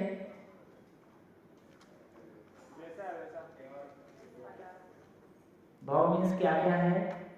या तो कोई भी एंटिटी पदार्थ अवस्था में है, या प्राण अवस्था में है, या जीव अवस्था में है, या ज्ञान अवस्था में है ना? मूल यदि इकाइयों के रूप में देखेंगे तो भव इतना ही है, और फिर एक व्यापक वस्तु के रूप में रियलिटी है। अभी ये देखें कि विचार की ताकत सीमित है कि असीमित है, इच्छा की ताकत सीमित है कि असीमित है, और समझने की ताकत असीमित है। भाव, सभी भाव अपने आप में सीमित है कि असीमित है? असीमित है। तो इस सारे को जब देखते हैं तो असीमित रियलिटी एग्जिस्टेंस में एक ही है जिसको हमने खाली स्थान, बाकी तो सब सीमित रियलिटी है, चाहे वो पेड़ है, पौधे हैं, पशु हैं, पक्षी हैं। असीमित रियलिटी एग्जिस्टेंस में एक ही है जिसको हमने खाली स्थान के रूप में पहचाना। तो खाली स्थान अपने आप में असीमित वास्तविकता है। दूसरी तरफ मानव में आशा, विचार, इच्छा भी असीमित वास्तविकता है। तो क्या बोला? जिस तरह से जड़ परमाणु मूल ऊर्जा में ऊर्जित होने के कारण ध्वनि, ताप और विद्युत के रूप में एक प्रभाव को व्यक्त करता है, ये बात पहुंची? जिस तरह जड़ परमाणु मूल ऊर्जा में ऊर्जित होने के कारण ध्वनि, ताप और विद्युत रूपी प्रभाव को व्यक्त करता है, उसी प्रकार ये चैतन्य इकाई मूल ऊर्जा में ऊर्जित होने के कारण आशा, विचार, इच्छा रूपी प्रभाव को व्यक्त करता है। इसको बहुत विस्तार से समझ सकते हैं, केवल मैं अभी छू छू के निकल रहा हूँ कि हाँ, इन सब चीज पे कोर पे बात होने की जरूरत है। जब तक इसके कोर में नहीं जाएंगे तब तक हमने बहुत कुछ ऊपर से माना हुआ है, उससे जिंदगी नहीं चल रही। तो अब ये पता चला, ये आशा, विचार, इच्छा अनलिमिटेड आ कहाँ से रहे? ये बात मैंने आपसे शुरू में की थी। क्या बात की थी? कि भोजन करने से हमको सीमित ताकत मिलती है कि असीमित ताकत मिलती है? सीमित मिलता है। फिर मानव में ये सोचने की असीमित ताकत आती कहाँ से है? तो कहाँ से आई? तो चैतन्य इकाई, जिसको जीवन कहा, आत्मा कहा, और जो कहना वो कह लो, चैतन्य इकाई मूल ऊर्जा में ऊर्जित होने के कारण उसकी पात्रता अनुसार जो व्यक्त प्रभाव है उसको आशा, विचार, इच्छा कहा।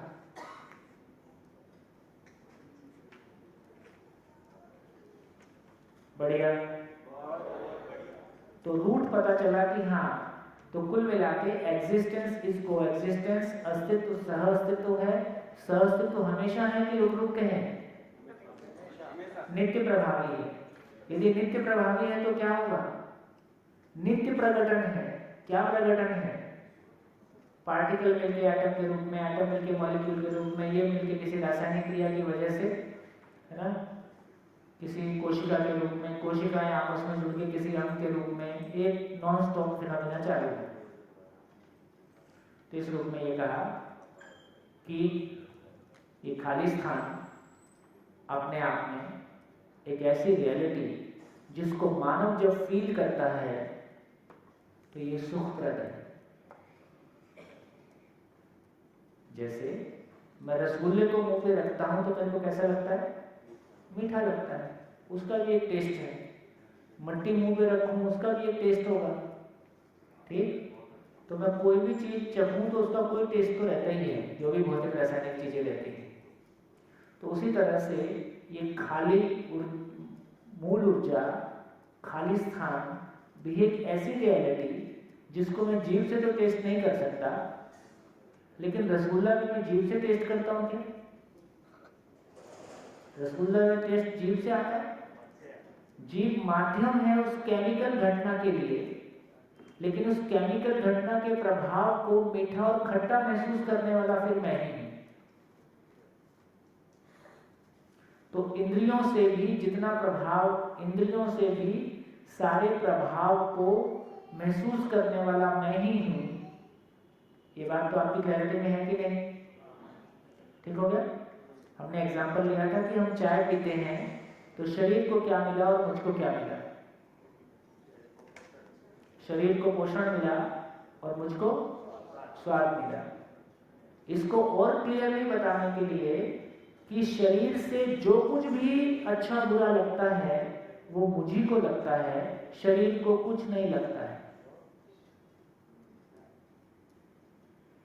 तो मैं शॉर्ट में कह देता हूं, उसका कभी डायग्राम बना के कभी दिखाता था।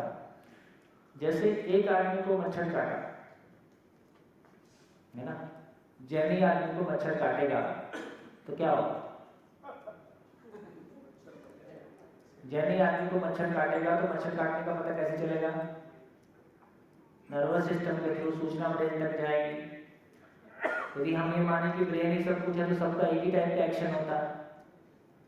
लेकिन यदि जैनी है तो सोते में भी मारेगा कि नहीं मारेगा? पक्का जैनी है, हार्डवेयर एकदम, सॉफ्टवेयर एकदम क्लियर है, प्रॉपरली इंस्टॉल्ड है ना? तो फिर वो उड़ा देगा ताकि वो आगे भी उड़ता रहे। ठीक, एक प्रकार का हम कई बार बोलते हैं ना, रिफ्लेक्स एक्शन बोल के भी कुछ चीज़ों को टाल देते हैं। अब दूसरी बार में मच्छर ने जिसको काटा वो संयोग से सरदार था। अब क्या होगा? तो इंस्ट्रक्शन ऊपर से अभी यही आया कि उड़ा लो, पर ये उसकी अंतिम उड़ान थी। तो मैं सिर्फ ये कहना चाहता हूं कि मच्छर काटने जैसी छोटी सी घटना में भी वो अनुकूलता प्रतिकूलता को, शरीर के साथ अनुकूलता प्रतिकूलता को स्वीकारने वाला मैं ही हूं। ऐसी भी घटनाएं घटी हमारे आसपास में। इधर तो डकैती नहीं पड़ती होगी, हमारे यहाँ वेस्टर्न यूपी में बचपन में, अब तो नहीं होता, बचपन में हमने सुना था कि डकैतियां पड़ती थी। डकैती, रात को लोग बंदूक लेके आते थे और खुल्लम खुल्ला ना, चोर तो छुपके से, चोर और डकैत में क्या अंतर होता है? चोर आपकी नींद का ख्याल रखता है और डकैत जो होता है वो पहले आपको जगाता है। लोगों ने और भी मेहनत की है। मैं झाबुआ में एक बार शिविर लेने गया था, तो वहाँ वो भील आदिवासी है, मछलियाँ कहते हैं, हाँ,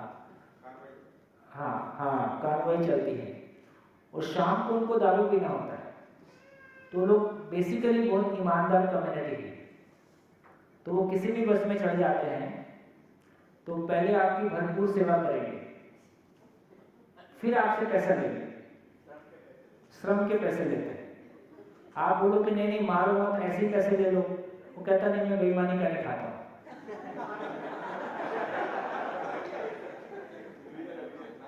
हाँ, ये एकदम रियल है, मजाक नहीं कर रहा हूँ, ये आपको मालूम है तो। हाँ, यहाँ से तो पास पड़ता है,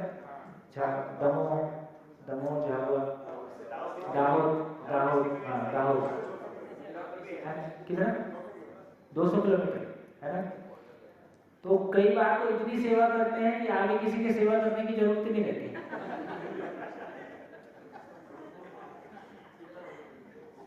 इतनी पिटाई लगाते हैं कि मर ही जाए आदमी, ठीक, पर वो बेईमानी का पैसा नहीं लेते। ये डकैत की भी ऊपर की क्वालिटी है। तो हमारे यहाँ डकैतियां हुई और वो जाते समय ये कंफर्म कर लेते हैं कि कोई जिंदा तो नहीं रहा। तो जिंदा नहीं रहा कैसे पता? चुपचाप तो पड़ा है मार खा के। तो बोले उंगली काट के देख ले, जिंदा हुआ तो हिलेगा। और वो तो सुन ही रहा है,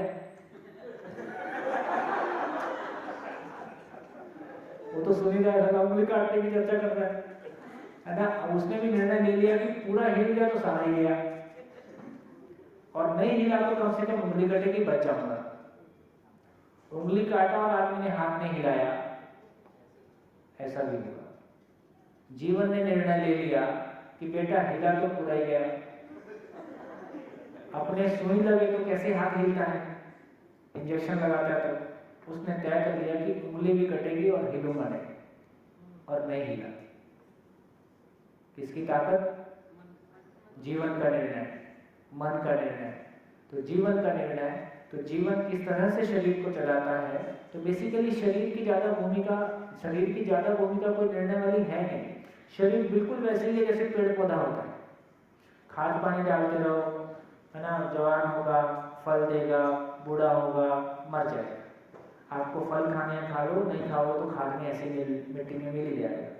तो मानव शरीर भी बिल्कुल ऐसे ही है, इसमें खाद पानी डालते रहो, जवान होगा, फिर कई बच्चे पैदा करने की कैपेसिटी है, आपको करने हैं कर लो, नहीं करने तो कोई बात नहीं, ये बूढ़ा होगा और ये मर जाएगा। इसका कोई यूज़ करना है तो बहुत अच्छी बात है, नहीं यूज़ करना है तो भी बूढ़ा होगा, यूज़ करोगे तो भी बूढ़ा होगा, चॉइस आपकी है, इसका करना क्या है। आप क्या करेंगे? करेंगे क्या करेंगे, है ना?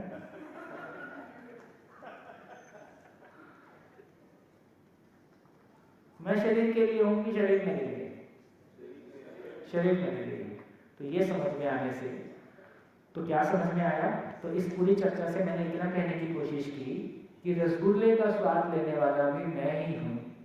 आहार निद्रा भय मैथुन शब्द स्पर्श रूप रसगंध से जितना भी सेंसेशन आता है उसको भी फील करने वाला मैं ही हूं, है ना? उसको फील करने का लेवल नीचे है, लेकिन जो सूक्ष्म रियलिटी है उसको फील करने का लेवल ऊपर में है, उसकी फैकल्टी ऊपर है ना?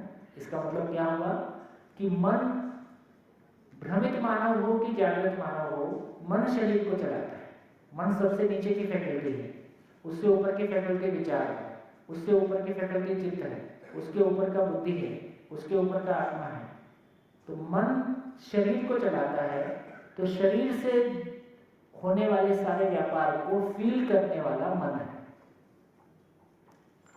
लेकिन किसी ज्ञान को, किसी निरंतर वास्तविकता को पहचानने की मिनिमम कैपेसिटी चित्त के पास है। तो जैसे मैं रसगुल्ले को फील करता हूं, ये एक चीज है, ऐसे ही मैं अपने आप को भी बाय एग्जांपल आपको बता सकता हूं, है ना? आप भी कुछ ना कुछ ऐसा करते ही होंगे। जैसे मेरे को रसगुल्ला खाना है या मेरे को कोई भी फिजिकल चीज को रिलीज करना है, तो मैं शरीर से उसका स्वाद लेता हूं, करता हूं। ये एक तरह का सुख है जो कि मोमेंटरी है। फिर एक दूसरा सुख है जिसको हम संबंधों में फील करते हैं, अपने भाई बहन के साथ, अपने माता पिता के साथ, जब हम बहुत सुखद क्षणों में हैं, बहुत स्वीकार्यता के साथ हैं, उस समय जो फीलिंग है, ये एक तरह की फीलिंग है, ये एक तरह का सुख है। ये रसगुल्ले वाले सुख से बड़ा है कि छोटा है? ये रसगुल्ले वाले सुख से बड़ा है, बहुत बड़ा है।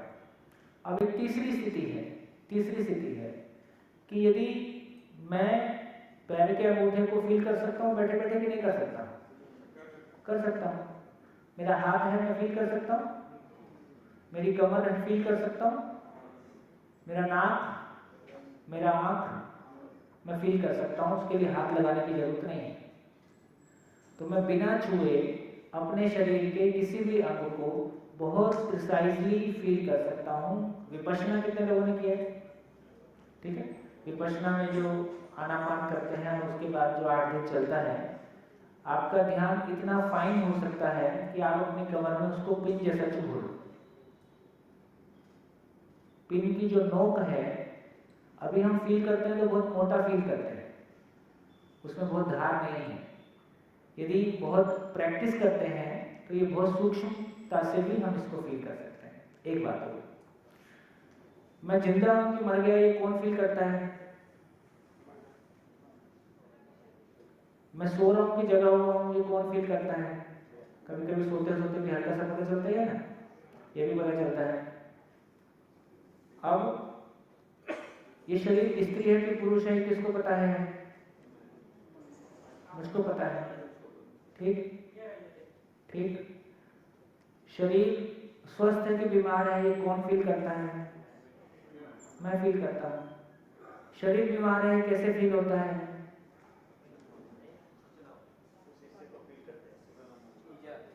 शरीर का जो स्टैंडर्ड स्वस्थ फीलिंग है वो मेरे पास, वो हर मानव के पास रजिस्टर्ड होता है। एक स्वस्थ शरीर से कैसी फीलिंग आती है वो हमारे पास रजिस्टर्ड होता है। उससे भिन्न फीलिंग जब भी आती है मैं कहता हूँ कुछ तो गड़बड़ है। तो मेरे पास कोई रेफरेंस है, उस वो रेफरेंस जब भी क्रॉस हो जाता है, कहीं खुजली हो रही है, नॉर्मल में खुजली नहीं होती है, कहीं पेन हो रहा है, नॉर्मल में पेन नहीं होता है, कोई घबराहट हो रही है, नॉर्मल में वो घबराहट नहीं है। तो जब भी नॉर्मल से ज़्यादा कुछ भी हुआ मैं उसको फील करता हूँ, मैं उसको रजिस्टर करता हूँ और किसी एक लेवल के बाद में फिर उसको हैंडल भी करता हूँ। तो मुझको पता चलता है कि अब शरीर नॉर्मल नहीं है। फिर मेरा मन नॉर्मल नहीं है। कैसे पता चलता है? चलता है कि नहीं चलता है? आज अच्छा नहीं लगता है, कैसे पता चलता है ना? तो मिनिमम जो एक लेवल है वो मेंटेन्ड है, उससे जब भी नीचे उतरते हैं तो लगता है कि आज मन ठीक नहीं, ये पता चलता है।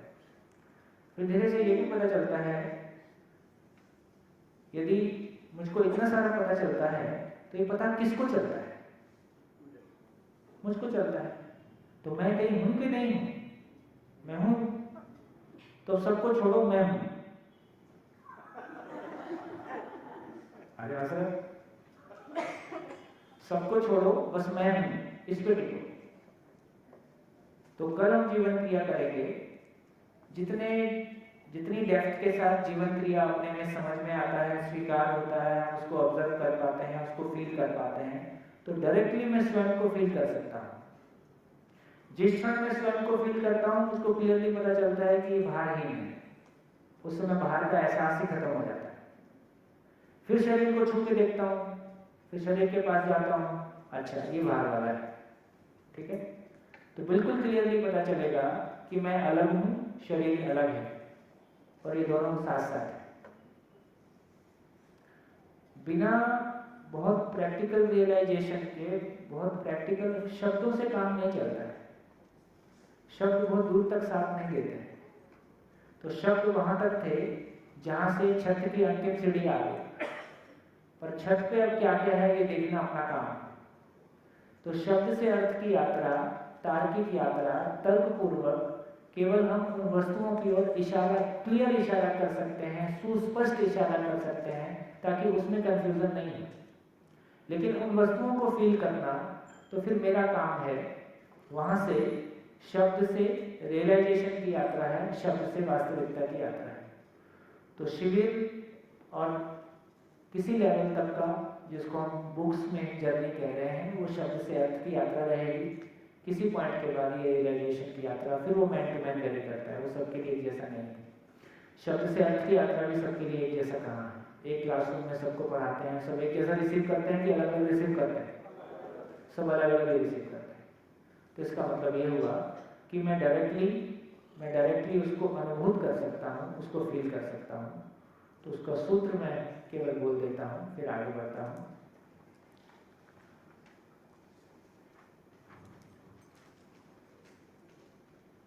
मूल ऊर्जा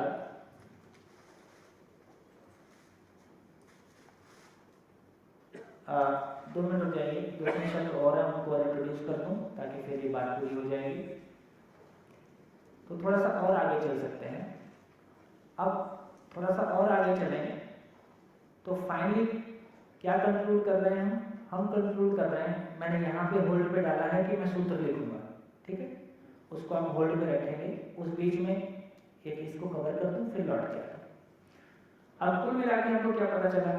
हमको पता चला कि कुल मिला के मामला इतना है कि 3 वास्तविकताएं पूरे एग्जिस्टेंस में। क्या हो गया कि मैं सोच रहा था कि 8 दिन का शिविर है, बाद में ध्यान में आया कि तो 7 दिन है, तो थोड़ा सा स्पीड मिसमैच हो गई। 3 पूरे एग्जिस्टेंस में देखें तो 3 वास्तविकताएं। 3 वास्तविकताओं में क्या? एक स्पेस में जड़ और चैतन्य इकाई,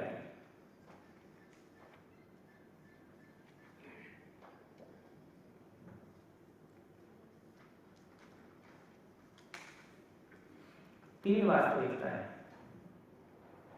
पूरे एग्जिस्टेंस में देखें तो 3 क्रियाएं।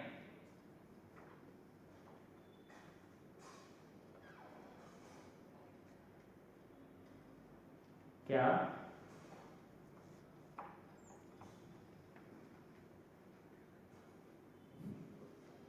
भौतिक क्रिया,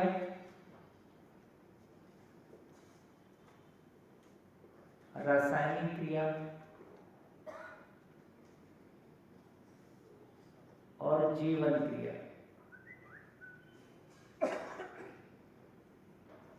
भौतिक क्रिया और रासायनिक क्रिया से हम परिचित हैं, ये हम साइंस में पढ़ते ही हैं। जीवन क्रिया की बात कर रहे हैं। जीवन क्रिया का मतलब है एक मानव में जो सोचना, विचारना, समझना, सुखी होना, दुखी होना, ये बहुत सारा जो व्यापार चलता रहता है, इसको जीवन क्रिया बोल रहे हैं। कल इसको विस्तार से चर्चा करेंगे। पूरा एग्जिस्टेंस में 3 ही क्रिया है, चौथी क्रिया नहीं है।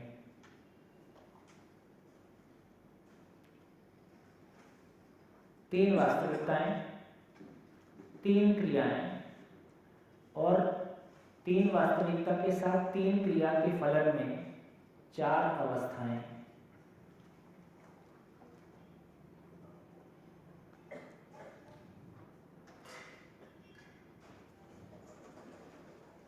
क्या? पदार्थ, प्राण, जीव और ज्ञान अवस्था, कुल इतना संसार है।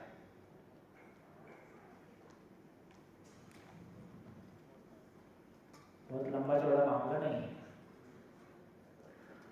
यदि पूरे एग्जिस्टेंस को देखें तो 3 वास्तविकताएं, स्पेस, ये खाली स्थान जिसमें हम और आप हैं, ये सारे प्लेनेट हैं। फिर जड़ इकाइयां, 108, 118 प्रकार के परमाणु जो भी हैं। मंगल पे जाएंगे तो क्या मिलेंगे? मंगल में भी लोहे का परमाणु ऐसे ही होगा जैसे धरती पे, एल्युमिनियम का भी, कॉपर का भी, सारे। ठीक, अब जितने कितने हैं नहीं है वो अलग बात है। भौतिक क्रिया, रासायनिक क्रिया, रासायनिक क्रिया समझते हैं, ठीक। और जीवन क्रिया, जीवन क्रिया के रूप में ये जो कुछ हम आपस में चर्चा कर रहे हैं, सोच रहे, विचार रहे, झगड़ा कर रहे, प्यार कर रहे, ये सब जीवन क्रिया। इनको मिला के 4 अवस्थाएं। यदि पदार्थ अवस्था को देखें तो उसमें मेनली कौन सी क्रिया है, कौन सी वास्तविकता है? पदार्थ अवस्था को देखें तो वास्तविकता के रूप में कौन सी है? जड़। और क्रिया के रूप में भौतिक ज्यादा है ना, मेनली भौतिक रसायन। प्राण अवस्था में देखें तो कौन सी वास्तविकता? केवल जड़ परमाणु के साथ में भौतिक रासायनिक क्रिया। यदि पूरी प्राण अवस्था को देखें तो जड़ के साथ में, जड़ इकाइयों के साथ में भौतिक रासायनिक क्रिया है ना, और सारी प्राण अवस्था की इकाइयां मर के कहाँ पहुंच जाती हैं? पदार्थ में, वापस पदार्थ में पहुंच गए। अब जीव की बात करें तो उसका शरीर क्या है? कोशिकाओं से बना हुआ। जीव शरीर को चलाने वाली इकाई जीवन, वो चैतन्य इकाई। मानव की बात करें तो शरीर कोशिकाओं से बनी हुई रचना, मरने के बाद वापस पदार्थ अवस्था, और उस शरीर को चलाने वाली इकाई जीवन, जिसमें हम कल्पनाशीलता की बात कर रहे हैं। इतना मिला के 4 अवस्थाओं के रूप में है, इससे ज्यादा नहीं है। अब कैसे बोलेंगे कि इससे ज्यादा और कुछ नहीं होगा? 5वीं अवस्था नहीं आएगी, इसको कैसे बोलेंगे? क्या लगता है, हो सकता है 5वीं अवस्था आएगी, नहीं आएगी? है क्वेश्चन। 4थी अवस्था आ गई, मानव आ गया है। हो सकता है 5वीं अवस्था भी आए, फिर 6वीं भी आए, फिर 7वीं भी आए, ऐसा भी तो हो सकता है। हाँ, कैसे माने कि ज्ञान अवस्था पूर्ण अवस्था है? अनुभव के बाद ही पता चलेगा। चलो पहले अनुभव कर लेते हैं। तो ये क्लैरिटी बनी कि ये इन चारों को एक साथ मिला के कहा, एक साथ इनको कहा, ये फैला हुआ ऐश्वर्य। चारों अवस्थाओं को एक शब्द में कहा, ये नदी नाले पेड़ पशु पक्षी है ना, ये पूरी सृष्टि फैली हुई, ये सारा वैभव, इसको एक शब्द में कहा, ये फैला हुआ ऐश्वर्य। तो संपूर्ण ऐश्वर्य का आधार क्या है? 3 क्रिया। और क्रिया का आधार क्या है? क्रिया के मूल में ऊर्जा। तो संपूर्ण ऐश्वर्य का आधार है मूल ऊर्जा, इसलिए किसी एक परंपरा ने इसको ईश्वर के रूप में पहचाना। संपूर्ण ऐश्वर्य का आधार है, इसलिए एक नाम ईश्वर दिया। गलत किया? क्या बोले ईश्वर के बारे में? बोले कण कण में है। ठीक ही है, खाली स्थान मूल ऊर्जा के स्वरूप में कण कण में है। और जब समझ में आया तो आया कि कण कण में ऊर्जा है और ऊर्जा में कण कण है, ऐसा भी समझ में आया। सब इकाइयों में ईश्वर है और ईश्वर इकाइयां कहाँ हैं? ईश्वर में है। तो ईशावास्य उपनिषद बोले इकाइयों में ईश्वर का वास है। इकाइयों में ईश्वर का वास है, ये एक बात है, लेकिन इकाइयां कहाँ हैं? ईश्वर में है। तो सब कुछ ईश्वर में है। चारों ओर भी ऊर्जा, भीतर भी ऊर्जा, बाहर भी ऊर्जा, सभी ओर ऊर्जा ही है। हम ऊर्जा में ऊर्जित हैं, संपृक्त हैं, गर्भित हैं, भीगे हैं, जो भी नाम लेना हो। और इससे बाहर निकलने का कोई जुगाड़, इससे बाहर निकलने का भी कोई जुगाड़ नहीं है। तो ईश्वर को प्राप्त करना है या ईश्वर प्राप्त है ही, और इससे छूटने का भी कोई व्यवस्था नहीं। तो ईश्वर प्राप्त है ही, इससे बाहर निकलने का भी कोई तरीका नहीं है। हम ईश्वर में हैं, ठीक?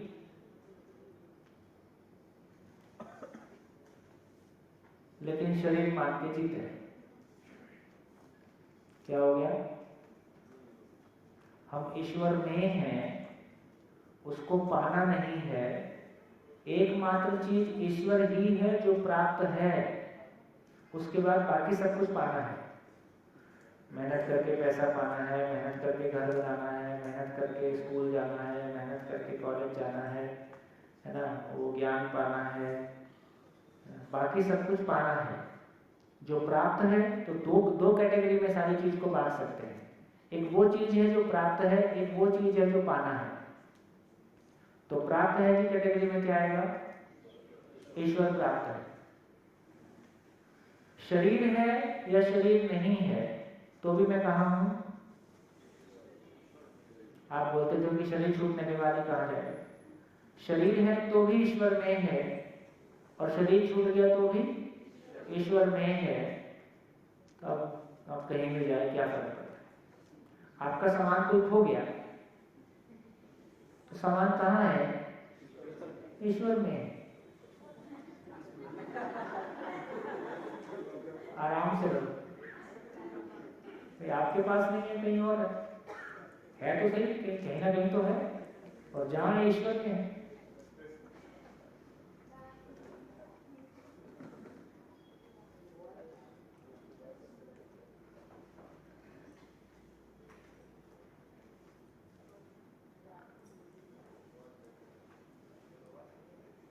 मानव की समझने की जर्नी को देखें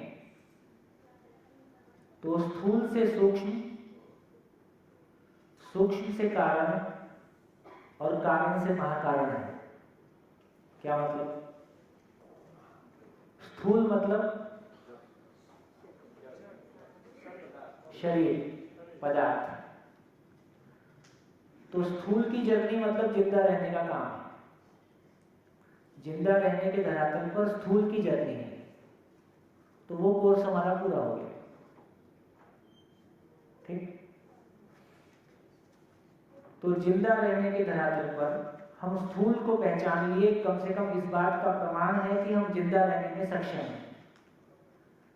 तो हम जिंदा हैं, तो स्थूल की जर्नी हमारी पूरी हो गई।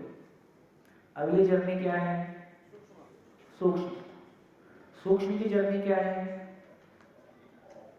जीना। संबंध स्थूल है कि सूक्ष्म है? संबंध आंख से दिखता है? नहीं दिखता। संबंध पांचों इंद्रियों में से कौन सी इंद्री से पकड़ में आता है? इंद्री बोल रहा हूं, 5 सेंसेस। हाँ, संबंध पकड़ में आता है। सूंघने से संबंध पकड़ में आता हो, छूने से आता हो, पीने से आता हो, है ना? और क्या होता है? देखने से आता हो। तो संबंध जो है पांचों में से इंद्रियों में किसी से पकड़ में नहीं आता है, लेकिन संबंध का हम एक्सपोजर हमारे पास है। इसका मतलब है जिंदा रहने के धरातल पर भी सूक्ष्म की पकड़ हमारे पास है। सूक्ष्म का तार हमने पकड़ा हुआ है। ये बात पहुंची कि नहीं पहुंची? पांचों इंद्रियों में से किसी भी इंद्रिय से संबंध पकड़ में नहीं आता है, फिर भी हम संबंध को पहचानते हैं कि नहीं पहचानते? तो कौन सी इंद्रिय से पहचानते हैं? तो कोई इंद्रिय से नहीं पहचानते। जीवन डायरेक्ट ही संबंध को पहचानता है। शरीर पहचानता है कि जीवन पहचानता है? जीवन डायरेक्ट संबंध को पहचानता है। इसका मतलब है कि उसकी सूक्ष्म पकड़ मेरे पास है। शुरुआत करने के लिए आधार मेरे पास है। हाँ, उसमें मेरा अधिकार नहीं है। तो सूक्ष्म पकड़ में आ जाए तो पहले फिर ये सूक्ष्म संसार है क्या? तो ये जीवन का स्वरूप, जीवन की वर्किंग, शरीर के साथ में इसका इंटरफेस, ये सारी चीजों पे क्लैरिटी बने और इसके पर्पस को लेके क्लैरिटी बने, तो संबंध की क्लैरिटी पूरी हो, तो जीवन पकड़ में आए तो सूक्ष्म पकड़ में आए। फिर कारण मतलब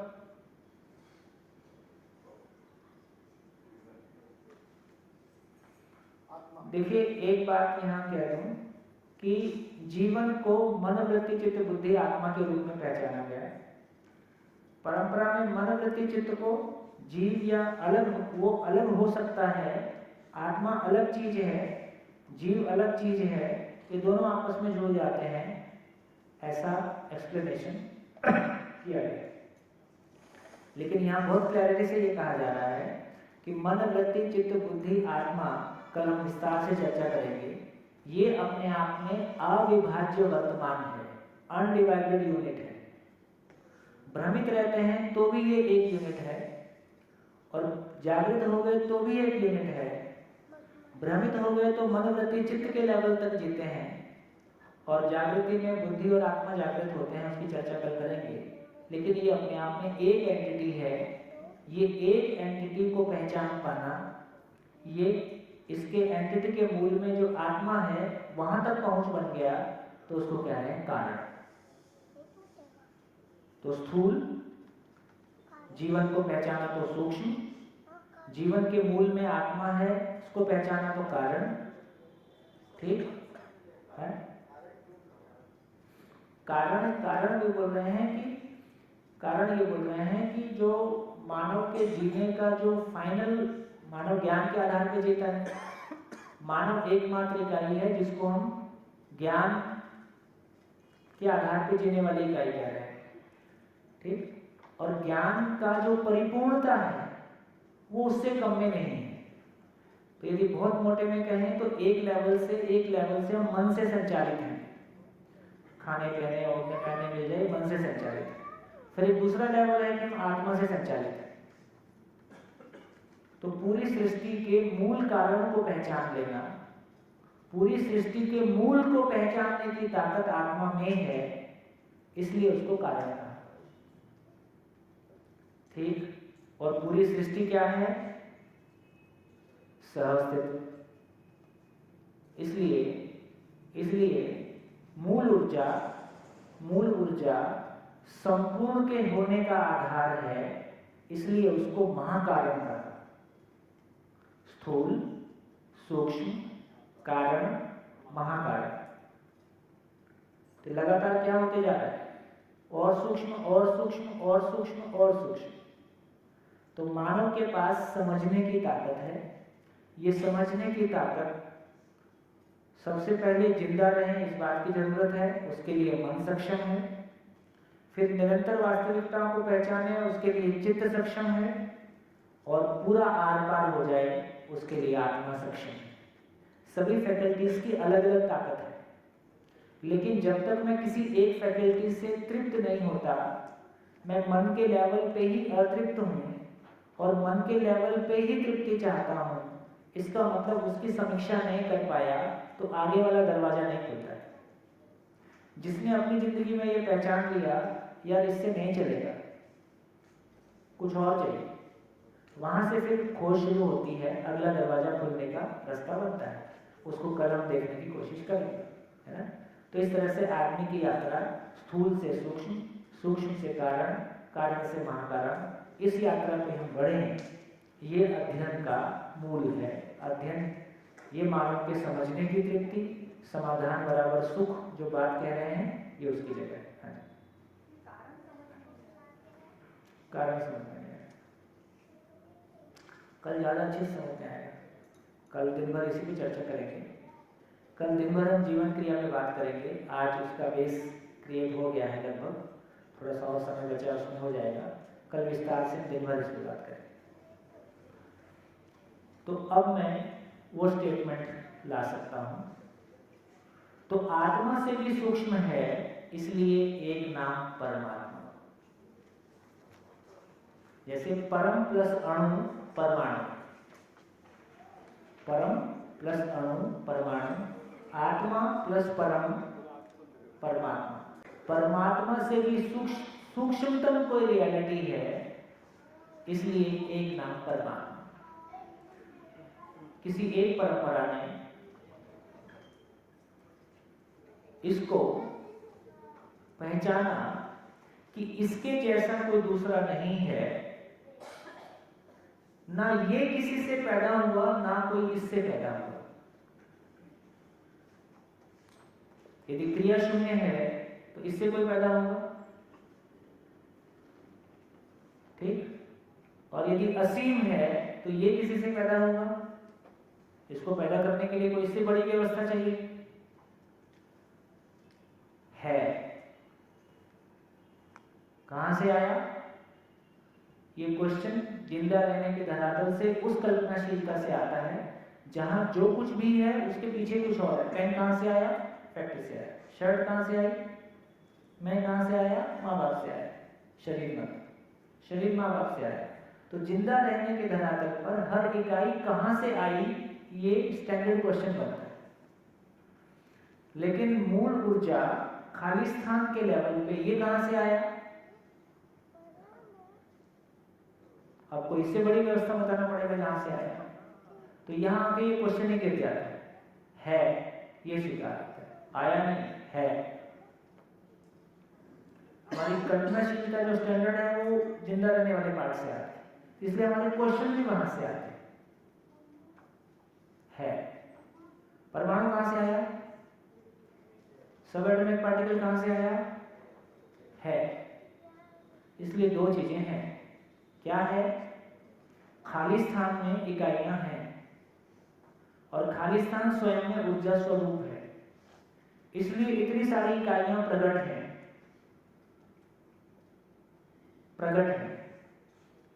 इस पे 2-5 एटम बम डाल दो तो सारा प्रकटन क्या होगा?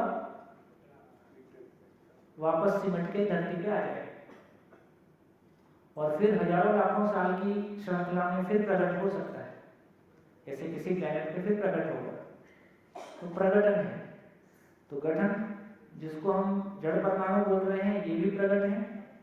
जिसको हम जीवन बोल रहे हैं, इसका भी प्रकटन है, कैसे है उसकी चर्चा कर सकते हैं। और चारों अवस्थाएं भी प्रकट हैं। क्यों प्रकट हैं? क्यों प्रकट हैं? क्योंकि एग्जिस्टेंस को एग्जिस्टेंस, क्योंकि मूल ऊर्जा में है। मूल ऊर्जा में है इसलिए व्यवस्था में होने की प्रवृत्ति है, इसलिए लगातार व्यवस्था प्रकट है, ऐसा होता है। तो किसी एक परंपरा ने पहचाना कि कोई ऐसी रियलिटी, एक ऐसी रियलिटी जो अपने आप में अकेला है, उसके जैसा कोई दूसरा नहीं है। ना ये किसी से पैदा हुआ, ना कोई इससे पैदा हुआ। तो सब कुछ ईश्वर से पैदा हुआ, ईश्वर से है या ईश्वर में है, बस इतना ही आता है। से नहीं है, में है। तो इसके जैसा कोई दूसरा नहीं है, और ना ये किसी से पैदा हुआ, ना कोई इससे पैदा हुआ, इसलिए एक नाम अल्लाह है। किसी एक परंपरा ने किसी रियलिटी को अल्लाह के रूप में पहचाना, ईश्वर के रूप में पहचाना, परमात्मा के रूप में पहचाना। आप एक्स बोलो, वाई बोलो, जेड बोलो, नाम कुछ भी रखें, हाँ अद्वितीय, इसके जैसा कोई दूसरा नहीं। इसलिए बस इसी को ध्यान में रखना है कि दूसरे को, वो क्या वहाँ हो सकता है उस समय में वहाँ जो बीच के लोग थे उन्होंने बहुत पंगे किए हों, बहुत परेशानियां पैदा की हों, इसलिए बीच वाले लेवल को निकाल दिया, किसी की पूजा नहीं करना है। हमारी परंपरा में लोगों ने एक दूसरे को आगे बढ़ाने के लिए, और जो गुरु परंपरा रही उसी से हम आगे बढ़े हैं, इसलिए गुरु दो खड़े काके लागू पाए, उससे भी ऊंचा दर्जा गुरु को दे दिया। तो यहाँ वहां तक पहुंचाने वाले की बहुत इज्जत की, वहां बीच वाले लाइन को काट दिया। हो सकता है वहाँ कुछ उस समय में ऐसा नेगेटिव हुआ होगा जिसकी वजह से उन लोगों पर विश्वास नहीं किया। जैसे अभी हमारे यहाँ ही है ना, बहुत सारी हमको ऐसी न्यूज़ मिलती हैं कि सब गड़बड़ है, तो बोले यार ये बीच वाले को निकालो, डायरेक्ट इतना ही रखो। अब अल्लाह का शाब्दिक अर्थ क्या होता है मेरे को नहीं पता, वो आप ठीक कर लो।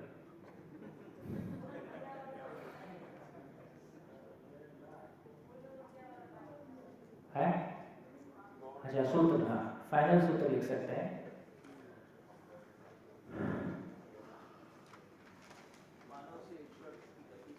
है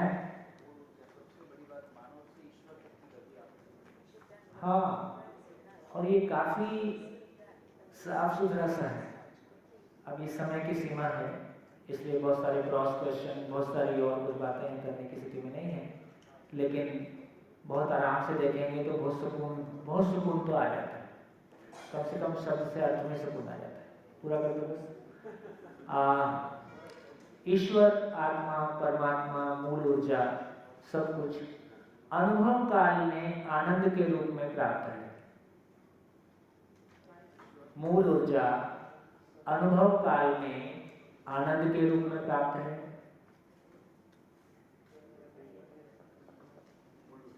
मूल ऊर्जा अनुभव काल में आनंद के रूप में प्राप्त है। मूल ऊर्जा विचार काल में समाधान के रूप में प्राप्त है। मूल ऊर्जा विचार काल में समाधान बराबर सुख के रूप में प्राप्त है। मूल ऊर्जा आचरण काल में न्याय के रूप में प्राप्त है। मूल ऊर्जा आचरण काल में दो मानव के बीच आचरण काल में न्याय के रूप में प्राप्त है। न्याय का मतलब शिकायत मुक्त, उभय तृप्ति, म्यूचुअल फुलफिलमेंट, दो लोगों के बीच में जो म्यूचुअल फुलफिलमेंट उपलब्ध हुआ है ना। और मूल ऊर्जा व्यवसाय काल में नियम के रूप में प्राप्त है। व्यवसाय काल में नियम के रूप में प्राप्त है, आचरण काल में न्याय के रूप में प्राप्त है, विचार काल में समाधान के रूप में प्राप्त है, अनुभव काल में आनंद के रूप में प्राप्त है।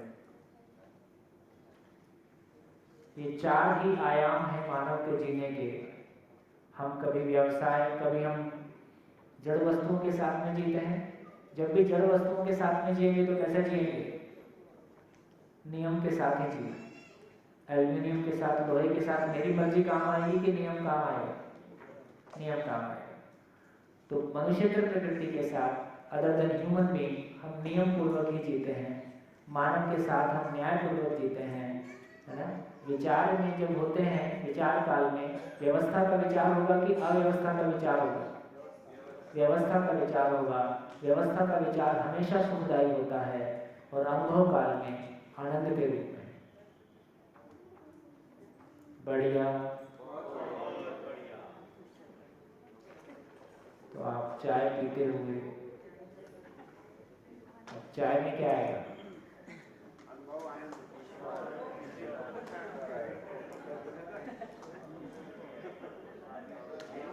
चाय जो है ईश्वर में ऊर्जित है।